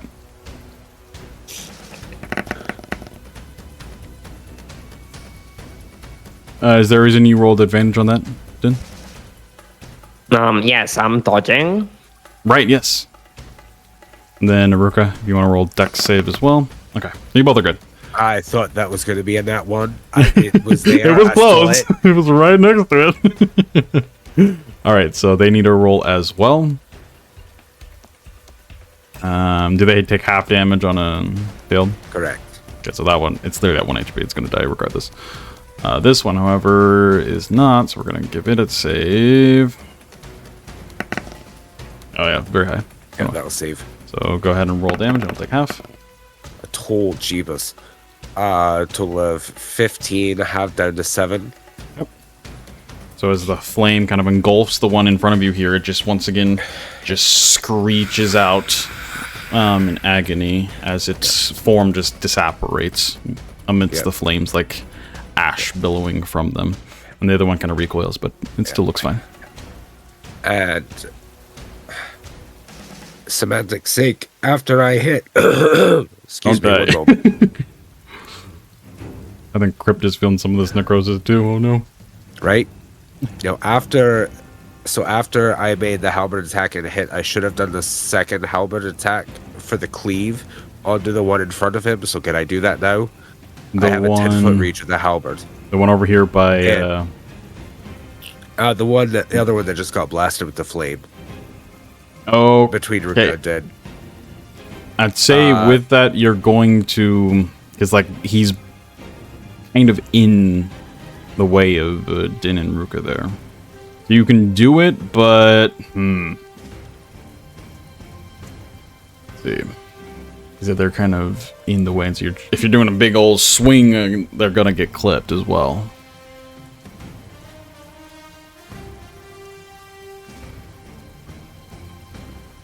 Would you like to do that and see if I'll give them another dex save? I'm dodging. Yeah, Like, because do them it. getting hit from me is going to hurt a whole lot less than them getting hurt or hit from it. Okay. So Go ahead and roll the attack there. Actually, this will do. Go ahead and roll the attack for that, then roll a disadvantage attack against both Din and Ruka. So let's see. That is. Nope, that's supposed to be an advantage. Oh, So that's a natural 20 for So it. natural 20 on that. You know, as part of the natural 20, we'll say you don't even hit them. You like cleave Right. down from like the top down, and so you don't do a wide sweep instead. So go ahead and roll damage on that. Total of 15 points Ooh, of 15 damage points. Good from that damage. crit. Yeah, once again, just screeches out in this whispery kind of similar to the reeds, but more supernatural for sure. Yep, and then Euan is going Creatures. to step back in the middle to fill up that space. Yep. Boop. Alrighty. Asja, it is now your turn. Okay, the one directly in front of her. Well, let's give him some boops Yeah. with the staff. we're going to give him some boopies with the staff. There we go. Alrighty. All Go right. ahead and roll. I have 2 of these, and then for bonus. Okay, so first is a natural 20. Yes! Definitely hits. That's like the third or fourth natural 20 in this combat. Jeez, burrs. That's what you get take for it. starting out with the enemy getting a natural 20. That's true. Go ahead and roll the damage for No, that. guys, don't teach me. Knock on wood. 7? That's not critical though. So roll one more d6. Yep. Yeah. Oh, it's a 3 plus this, so 7 10 and 6, points. 13. Because you don't get the 3 10, on the right, second 10, d6. 10, 10, So 10, 10. 10. Okay, And what yeah, type yeah. of damage is that? That is radiant. Ooh, they do not like that at all. As you Right, come well, down they're- with this radiant staff, you just hear all of them kind of turn towards you in that brief moment and just collectively just screech. Like just this ear-piercing screech as you tore into it. It is... Ooh, yeah, it is not looking great at all with that. Well, now that I have its attention, it's gonna get hit again. Okay. I was just real angry at this point. With the natural 20. Dear gods. Alrighty then. I don't think you can't do this, but I'm pretty sure it's dead. Unless you roll really, really low. Okay, that might do it. Roll once feels more. illegal. So, what? 4 plus 3. 4, 7. 7 is still enough because it's doubled. Oh, As you whack down like an wind up and then just come back up with the staff again and just like cut through it twice as the shadows just start to like vibrate quite violently and just disapparate into nothingness. okay. There you go. I'm pretty sure that one was full health. Obliterated. Movement, now that he's out of my way, I'm moving 10 feet directly south. Yep. Bonus action, I am spending a key point. Do a flurry of blows. And we are going to do the... Sorry, I'm just reading how many blows I believe I get. I think you get 2 more unarmed strikes. I get 2 more unarmed strike. I don't think you can use your But staff it does for this, say but that... you can. Oh, that's what I was reading. Yeah. All right. So she is. Let's bitch slap this thing. Slapping ghosts. Yeah, Oh, we're not good at this one. That's a 10. 10 is not Never gonna hit. mind. And the second one. 22. Is it 22 Yes. it does still hit though. Yes. Go ahead. I think it's gonna be your. I think it's a D6 currently. 3. So 3. So that's a 6. Yep. So she punches the bottom one for 6, which is better than nothing. Yep. And that is Asja's turn. Very There we nicely go. done. Don't piss off the life elf. She suddenly isn't very happy. All right. Next up is their turn. Whoops! I accidentally deleted the one that had the initiative on it. Well done, well done. All right. As who's got them? Let's tell here. Oh man, the 3 of you are very, very similar. So this one's gonna come up here. You and you are being striked from the northern direction there, with advantage because you cannot see it currently. Did it just walk into my attack range? Yes, but it is invisible technically, so I don't think you get the op attack. All right. I think you have to, unless. Does the? Go ahead and read the pole arm master feature that you're wanting to do. Let me find it. 'Cause if it doesn't specify that if you need to see it or not, but I think if it says opportunity attack, then it also I think doesn't, because you have to do something for op attacks. While holding a pretty sure. quarterstaff, a spear, or a weapon with a heavy and reach properties, you can take a reaction to make one melee attack against a creature that enters the weapon's reach. Okay, it doesn't say you have to see it. And also, yeah, go ahead and roll an attack if you like with a disadvantage as your reaction. It would would be a normal attack because Is it reckless? lasts You are throughout the correct. turn. Yep. Oh my It's a natural god! 20. You guys! It's daddy daughter bonding day. Holy hell. 15 points of damage. Alrighty, 15 points. Yeah, I'm just that's- afraid of what happens when our luck runs out. That is some good It's gonna damage. happen on the boss. Don't worry about it. You quickly kind of look back and you can barely see it in the reflection coming at an incredible speed towards you, and you just quickly kind of adjust for where you think it's going to end up and just swing in that direction, and it once again just cries out a terrible screech. You're feeling the pain there. It's not dead, but it is hurt. All right. Now it is going to try to attack you, which Yep. did I already roll for that? It was a 15. Yeah, 15, which I don't think hits you. 15 does not hit. That was with advantage too. Okay, so now this one's going to attack Din, and it has a disadvantage because you can't see it and you are dodging. So that's only a 15 as Nice. well. That one does not hit, and then one towards Asja because you all three are kind of more or less the same. Percentage of points there. So against Asja is going to be just a regular attack, or 21. This one Yep, is that the one hits. that you slapped, turns back towards you. Its voidless face just staring into your soul as it carves out towards you, dealing 9 points of necrotic damage. Okay.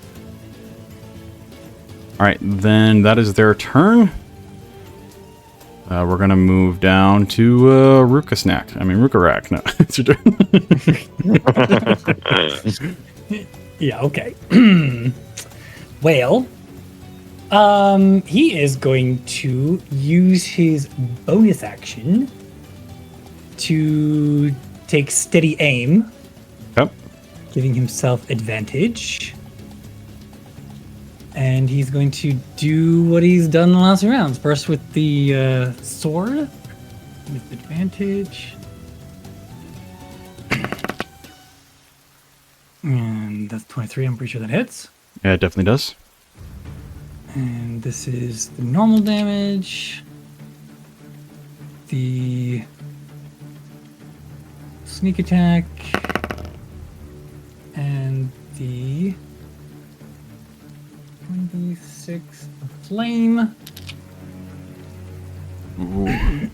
It is For a total of very 20? low. Very, very low. Its shadows then- barely clinging together. Still And he's going bound to this to- world. Use dagger at advantage.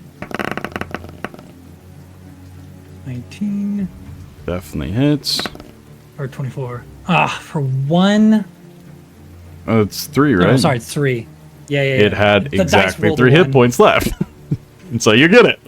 As you carve into it with the flaming sword, as the fire starts to like burn away at the shadows there from Maldorwen's illusion, and then just cut across it as well, making like a cross pattern as it just starts to disapparate, screeching once more as it fades into oblivion. All right, anything else for you, Rhukkarrak? Nope. That's his action, bonus action, and he has no movement anymore because he said he aimed. Yeah. Din, it is your turn. Okay, so for my magic action this turn, I'm gonna just like leave the illusion where it is, and I'm gonna do a sacred flame on the guy that's down south. Yep. So they have to roll a DC 15 dexterity saving throw. Yep. Here we go. Dex save. Ooh, that is definitely a yes. failure. I've got really good dex, but really low roll. Okay, so 5 points of radiant damage. Very nice. This one hasn't been hurt a whole lot, but that definitely hurts it as it screeches out once again. Yep. And then with my movement, I want to move southwest. Just Okay, one south, well, just like that. square, so like 5 feet. Yes. I mean 10 because it's difficult terrain. And yeah, that's going to be my turn for. Yeah. We move back to the top of the round with the Euan. When is your turn? Yua's gonna stay there and load into the one in between Asja and Den. Okay.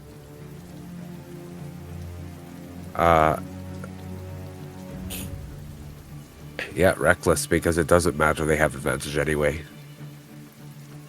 Yep. So this will give you advantage. So that'll be 19 to hit 19 definitely hits. for 9 points of damage. 9 points, okay.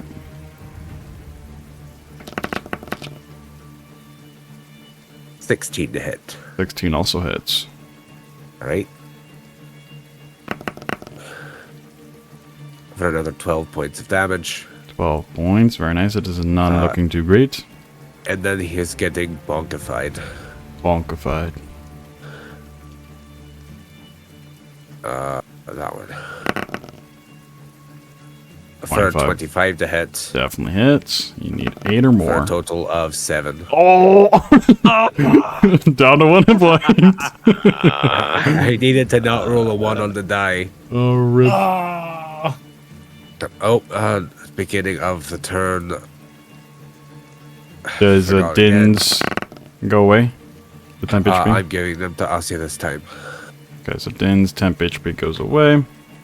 They do not go away, I don't believe. They don't. Go ahead and double check on that. Yep. Features and traits. That would be 8 temp HP to Asja, no matter what. Very nice. Yep, at the start of each of my turns while the rage is active, I can choose another creature within 10 feet of me to gain 2d6 temp HP. If any of these temp HP remain when your rage ends, they vanish. Okay, so just when your rage ends. Nice. So yeah, Din keeps the temp HP from that. As spectral vines, and you can see it's quite uncanny. As you watch in the reflections here, you have been very distracted by these wraiths from the reflections, but you also see a little bit more, especially for the perceptive eye like Din.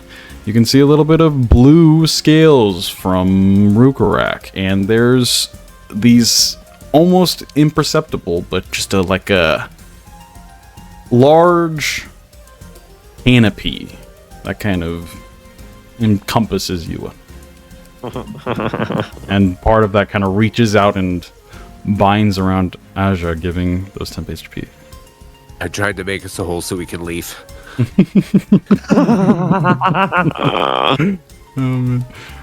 Alright, anything else for you, Euan? Nope, I think you's gonna stay right there. Yep. Asja, it is your turn. This one in front of you here looks incredibly wispy. It is near death.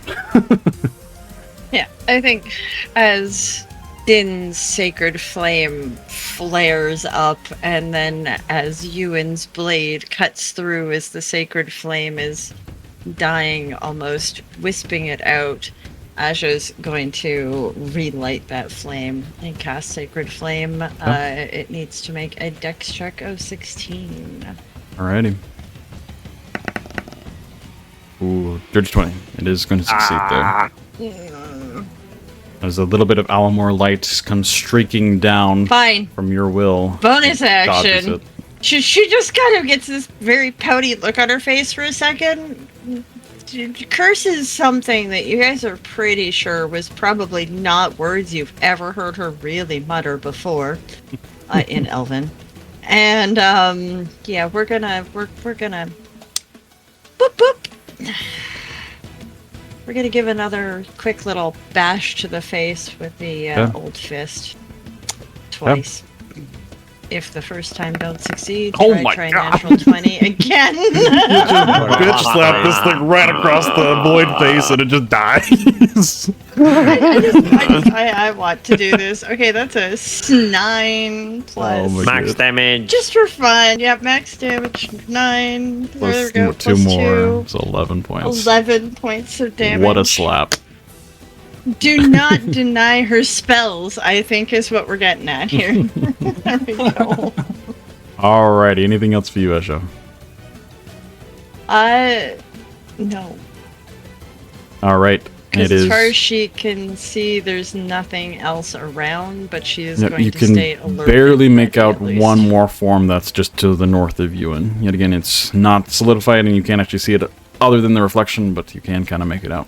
Alright, with that, it is now their turn, so this one is going to try to attack Euan here with advantage. For 22 total, which Yeah, does that's gonna hit. For a total of 11 points of necrotic damage. Alright.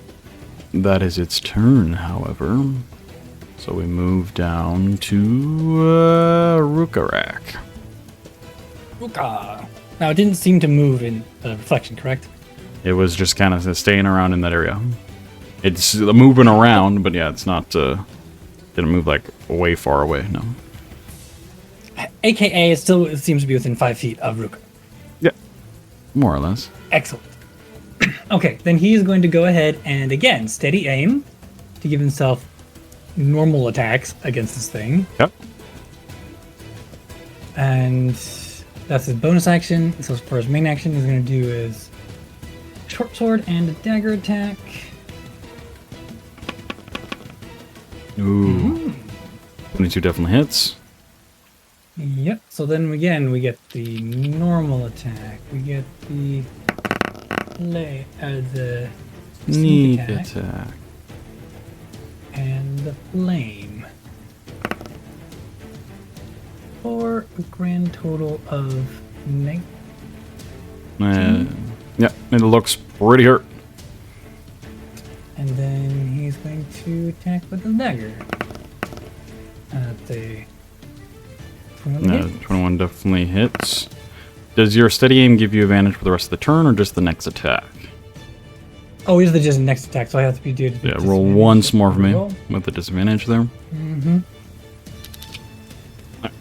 You're still good. So a total of Yep. 4 So then more it's damage there. Okay. Screeches out in pain. It is not dead though. All right, we move on to Din. Right, so I want to move the illusion 5 feet to the northwest. West, like that. Yeah, with my northwest, not east. Ah. There we go. Yes, there you go. All right, go ahead and roll your perception.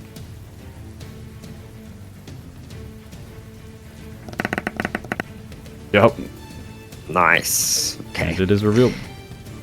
perfect. So, I think I'm gonna, for now, move like 10 feet into the. I think I can do 20 to the west, straight west. Okay. Do you have Right. 40 feet of movement? No, just like, I mean 10, but Okay, you know. so yeah. Yes, like, yes, sorry. And that's it for me. For Okay. Euan, it is back up to you. Yeah, Euan is done playing around. He is going to turn around and recklessly attack. Yeah, roll with this advantage. Stupid thing. It's not looking great. Oh my That's an god. extra 20. That's like the third or fourth one for you alone. Ewan's been Oh, dear God. trading. Yeah, Daddy that's daughter 23 bonding points of day. damage. max damage. That is Oh, enough. damn. As you turn around to face this thing and just roar with this roar of rage and just anger and ferocity, bring your halberd up and just cleave down with incredibly powerful might and slash it cleanly through, splashing into the water, setting a pretty big wake rippling out from it. It gives off one final screech before vanishing. I'm sorry, I have to finish out the turn to see how much damage I actually would have done for the turn.